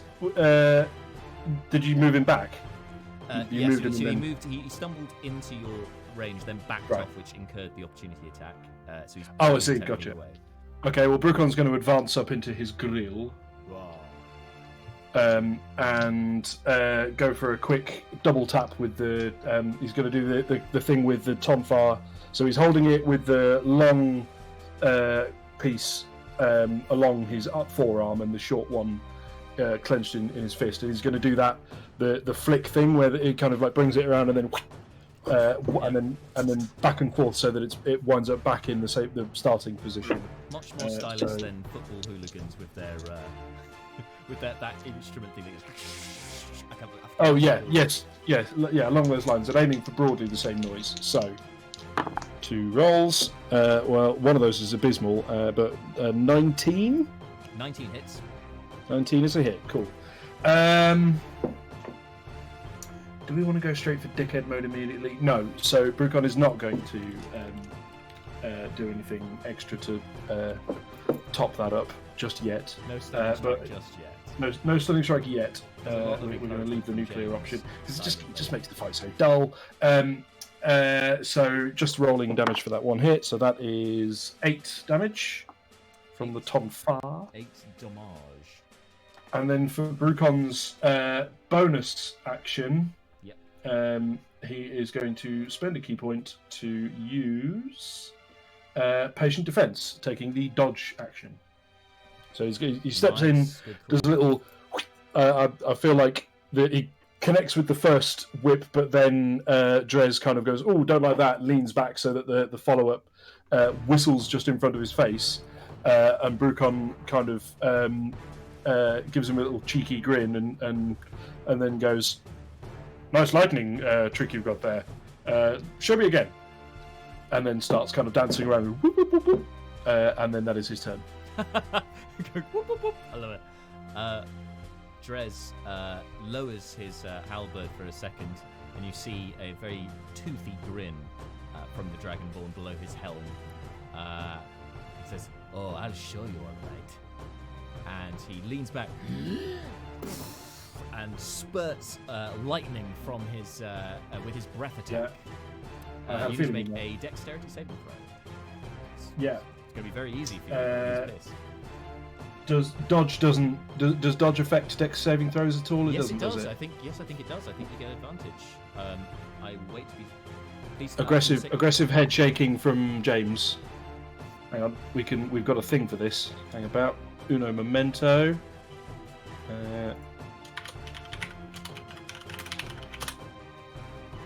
No, it doesn't like that. Let's try this. I'm pretty sure you do. There you go. You make dexterity saving throws with advantage. Because of the dodge action, yep. Because for the dodge action. So yeah. I mean, you're going to be good at this anyway, I would hope. But I would hope, but I'll take any. Given how the dice rolling has not been super great for me so far this evening, I'll take any advantage I can get. So here we go. Fair enough. Oh God! Oh no! Oh no! What's right. Well, I rolled a 1 and I rolled a 2, so 9 God. is the best. That is a fail, and I rolled. Yeah. And we rolled well. You take so he is pissed, and ironically, this works very well. You take 19 points of lightning damage. as this lightning courses through you, and in fact it goes beyond you, like in a straight line, well beyond you. You are considerably fried by that hit. Yeah. He then action surges and goes to engage you in a bit more close combat this time with the halberd. Yeah. Still with disadvantage because it's still dodging. Yep.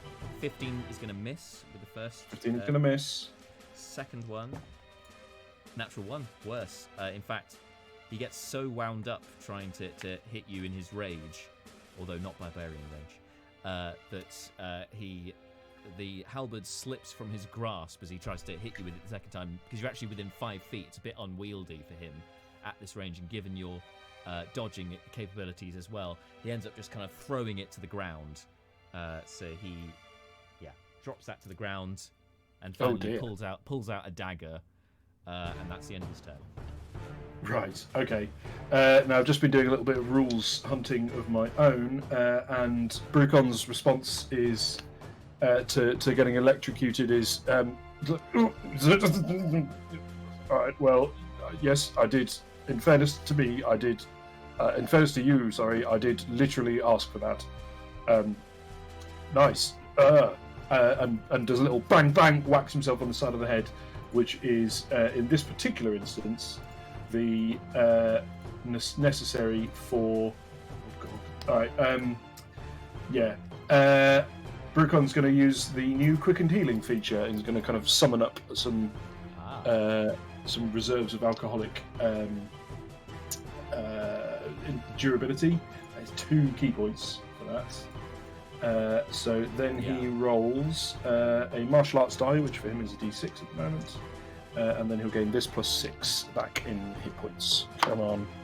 Okay, well, it's not great, but it's something.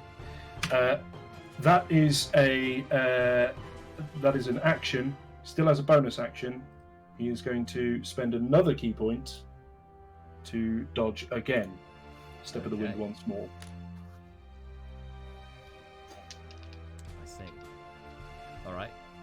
Well, Drezz is committed now because he was going at you with the halberd until he threw it onto the ground, and now he's got the dagger out. So now he's going to. Seeing you dodging again, he's like, hold still, and he's going to try and grapple you. Okay. So athletics or acrobatics, I guess you'll go for. It's definitely going to be acrobatics, but I'm doing it with advantage because of the squat nimbleness feat. Yeah. Now I did have advantage the last time I rolled some kind of saving throw, and it didn't go great for me. So let's hope this goes better. That's much better. That is a natural 20. Oh, you beat his 19.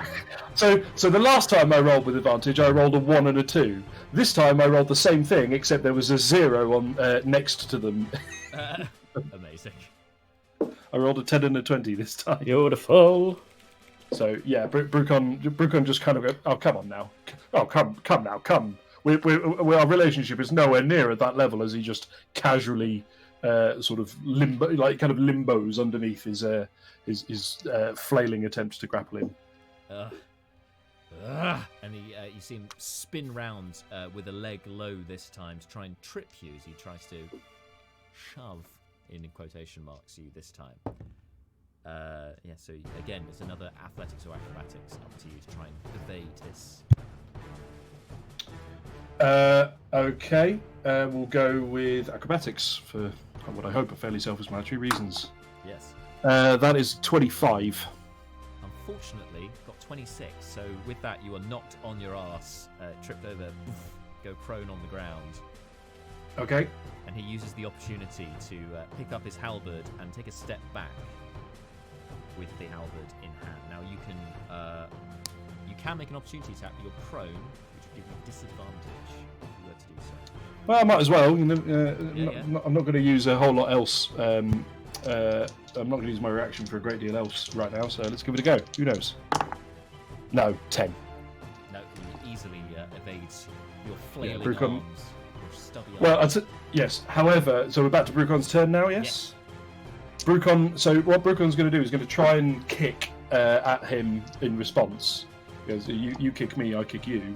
And Drezz does step out of the way. However, Brukon will continue the motion. Yes. This is the first time I've got to use this ability, Yeah. which makes me very happy.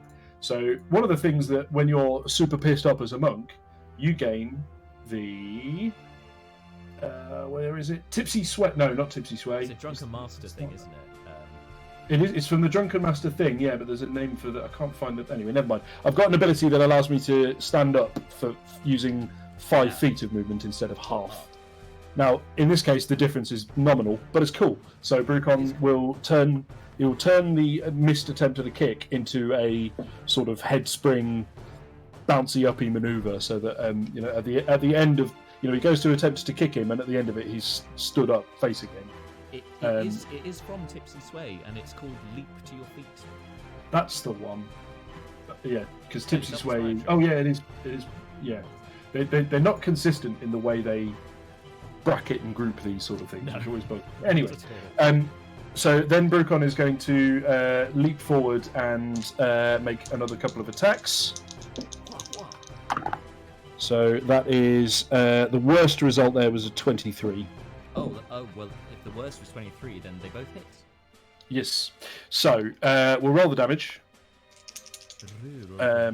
Seeing as they both hit, whether any stunning strike stuff that may be about to happen is irrelevant because both attacks hit anyway. Never mind. Whatever. There's in theory a chance of a crit, but whatever.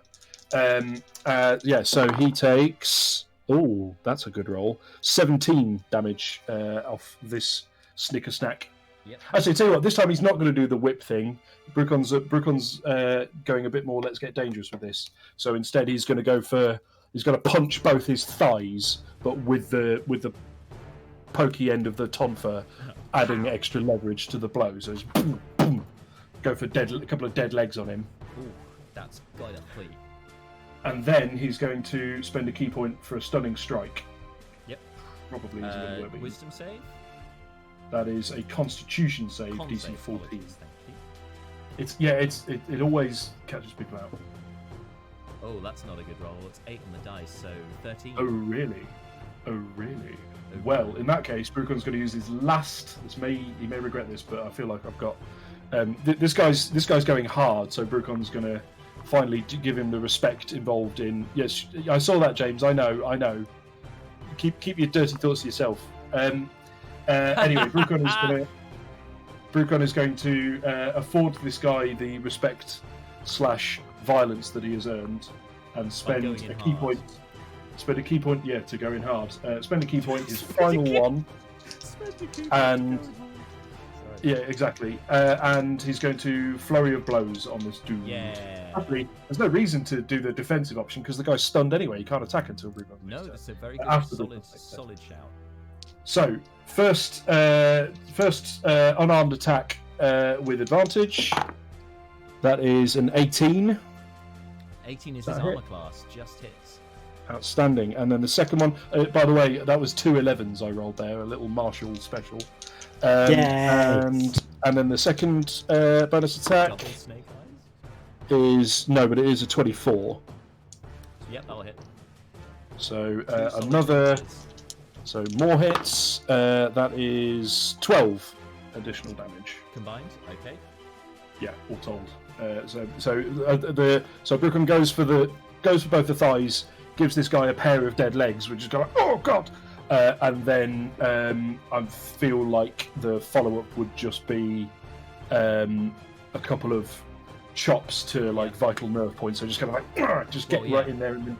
Because when you give him the dead legs, the almost 7-foot dragonborn collapses down onto his knees, so you're approximate head height, so you can reach his collarbone and put those chops in those particularly sensitive areas, the weak points of his armor.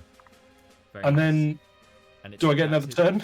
Yes, because it's his turn, and he's. And he's like, "Oh, this sucks. I'm not enjoying this at all." Good, Yes. Excellent. Right, then first attack this round.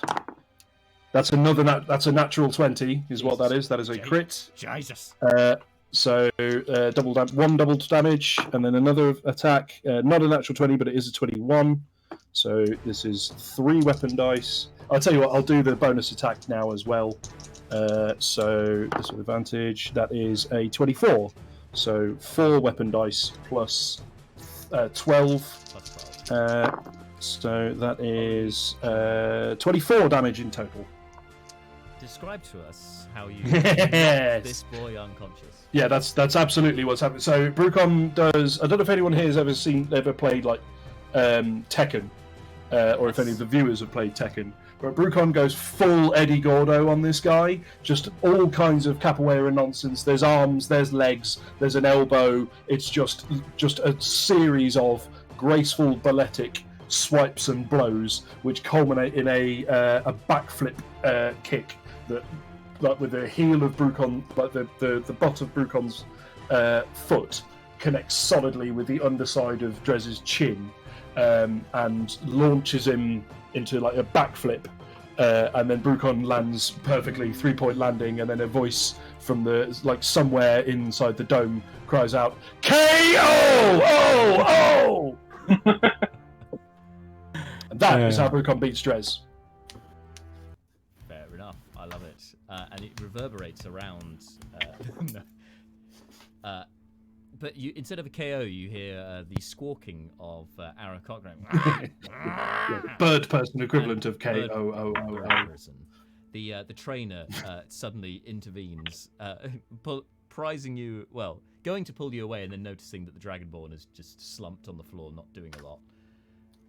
The other 2 Dragonborn pull out their halberds and start advancing towards you in a defensive pose towards their leader there. And the Aarakocra then descend and seem to be more of the Aarakocra in the rain, mind you, seem to after an epic battle between the 2 of you. It's with the darkness, the rain on the armor, that it's all kinds of the lightning, the lightning. The cinematography is great in this fight. And now we get this torrent of Aarakocra swooping finally to Brukon's aid as the Dragonborn go to retrieve their leader, and the Aarakocra then kind of swarm to defend you. It's quite a sight. There's a bit of a standoff between them, but eventually they all part company. The Dragonborn drag off Drezz back to their wyverns, and the Aarakocra sort of stand next to you. And as you kind of turn to each of them, they each bow respectfully towards you. Nice. Well, Brukon does a deep bow to them all, and gives the ones that are kind of naturally closest to eye contact, a kind of a little cheeky grin, and then walks away out of the rain to a sheltered spot, sits down, assumes the lotus pulls out his water skin, looks at it like, man, I'd love a proper drink right now. Hey ho, glug some water, assumes the lotus position, has a short rest, and heals up. Because ow. Excellent. Would you like to use the singing bowl when you're meditating? Yes. Let's take that one. Let's take that for a spin. So yeah. So that'll be 1d8 plus 1d6 if I'm using just the one. But I think I'm going to use 2. Yes. Yeah. But I'm assuming you don't. It's not one extra. You get just one extra martial arts dice for healing, not like every. Each. Yes, that's right. Each hit dice doesn't produce an additional. Yeah. It's equivalent to to Song of Rest with the bard. Yeah. Because it applies to your party members as well. Sure. Resting with you. Cool. Okay, here we go then. Now, actually, just one thing I want to very quickly check, and it's actually a really basic rule, but it's what I've suddenly had a crisis of confidence. What is it? It's how many times you get your Constitution modifier, and it's just the one, isn't it? With each hit die. That's what I thought, and I suddenly had a kind of like, no, that seems busted, but it is indeed how it works. So cool. So this will be this plus 8. No, yes, plus 8. Oh wow. Oh baby. So that is right. Maths here. Hang on. So that would be 14. So that's 15. 23. I max damaged the singing. I got maximum value on the singing roll dice. So Nice. Brukon, that I'm pretty sure puts Brukon back up to. Yeah, that'll put Brukon back up to full. So Nice. that's pretty good. Did you want to use the singing bowl to do a ritual with it, or not at the moment? Or attempt a ritual? No. I think for now, I think that feels a bit that feels like asking for more than is needed, which feels like a not very monk thing to do. So no, Brukon will content himself with the additional serenity granted by the bowl to make his meditation really, really nice and Nice. Restorative. Well, that'll do it. When you complete your short rest, Brukon, in addition to regaining your hit points, you feel as if your training has cemented in your mind, and you are now proficient with the tonfa. And can Baby. you now gain a +1 to your AC when wielding the tonfa. Right, excellent. We may after this have to have a discussion about what the best way to set that up in D&D Beyond is, but brilliant. Thank you very much. And actually, on that, I think that's a good point for us to stop for today, as the rest of the group are heading back towards the Eyrie. We found out what's happening in the Eyrie. Our next stream will be in 2 weeks' time. That's on the 26th of April, unless something else happens that we then decide to reschedule. But it should be on the 26th. Currently, we don't have the cage on Monday, as I said, for scheduling reasons, but we will be back with that as soon as. But there is one thing that I forgot to shamelessly plug at the beginning, which I will be having instead, which is if you haven't already, check out our podcasts. You can get the Slice and Dice podcast wherever you get your podcasts. We've got a new sort of semi-regular series that will be starting up exclusively on podcasts for now, which is rather than a D&D campaign as we play here. It's more of a narrative feel, so I kind of narrating adventures that I'm having with another group, which in fact Araz, our guest last time, is on that table. So I, using my voiceover and editing skills, have put together kind of a narrative story based on some D&D adventures with another group, which is called Baldoa, which is a setting created by DM Lauren. And it's good fun, and it follows 5 individuals who have been called to the town of Shekner, looking for an oracle, a fortune teller of sorts, with each of them wanting an answer to a question that burns within them, and we kind of meet the 5 characters in this first podcast episode, which will go up next Monday. So that's on the 19th, and it's about the episodes are about 10 to 15 minutes. This first one is 12 minutes, so not a lot of time, but nice little novella type audio story for you. And yeah, I hope you enjoy it. Let us know what you think about it when it goes up, because I believe you can comment on it as well, or otherwise drop us a message on social media as well at slice&d6, so let us know what you think of the Baldoa audio story. Anyway, guys, thank you so much for being back with us today, back in the saddle, back in action, and I look forward to the next one in 2 weeks' time. Until then, everyone, stay safe. If you're in the UK, enjoy safely the relaxation, the easing of lockdown restrictions that came into force today. Get your hair cut, or go to a shop, go to a pub garden safely. But yeah, just stay safe, everybody, and have a good week. Bye. Bye. Bye.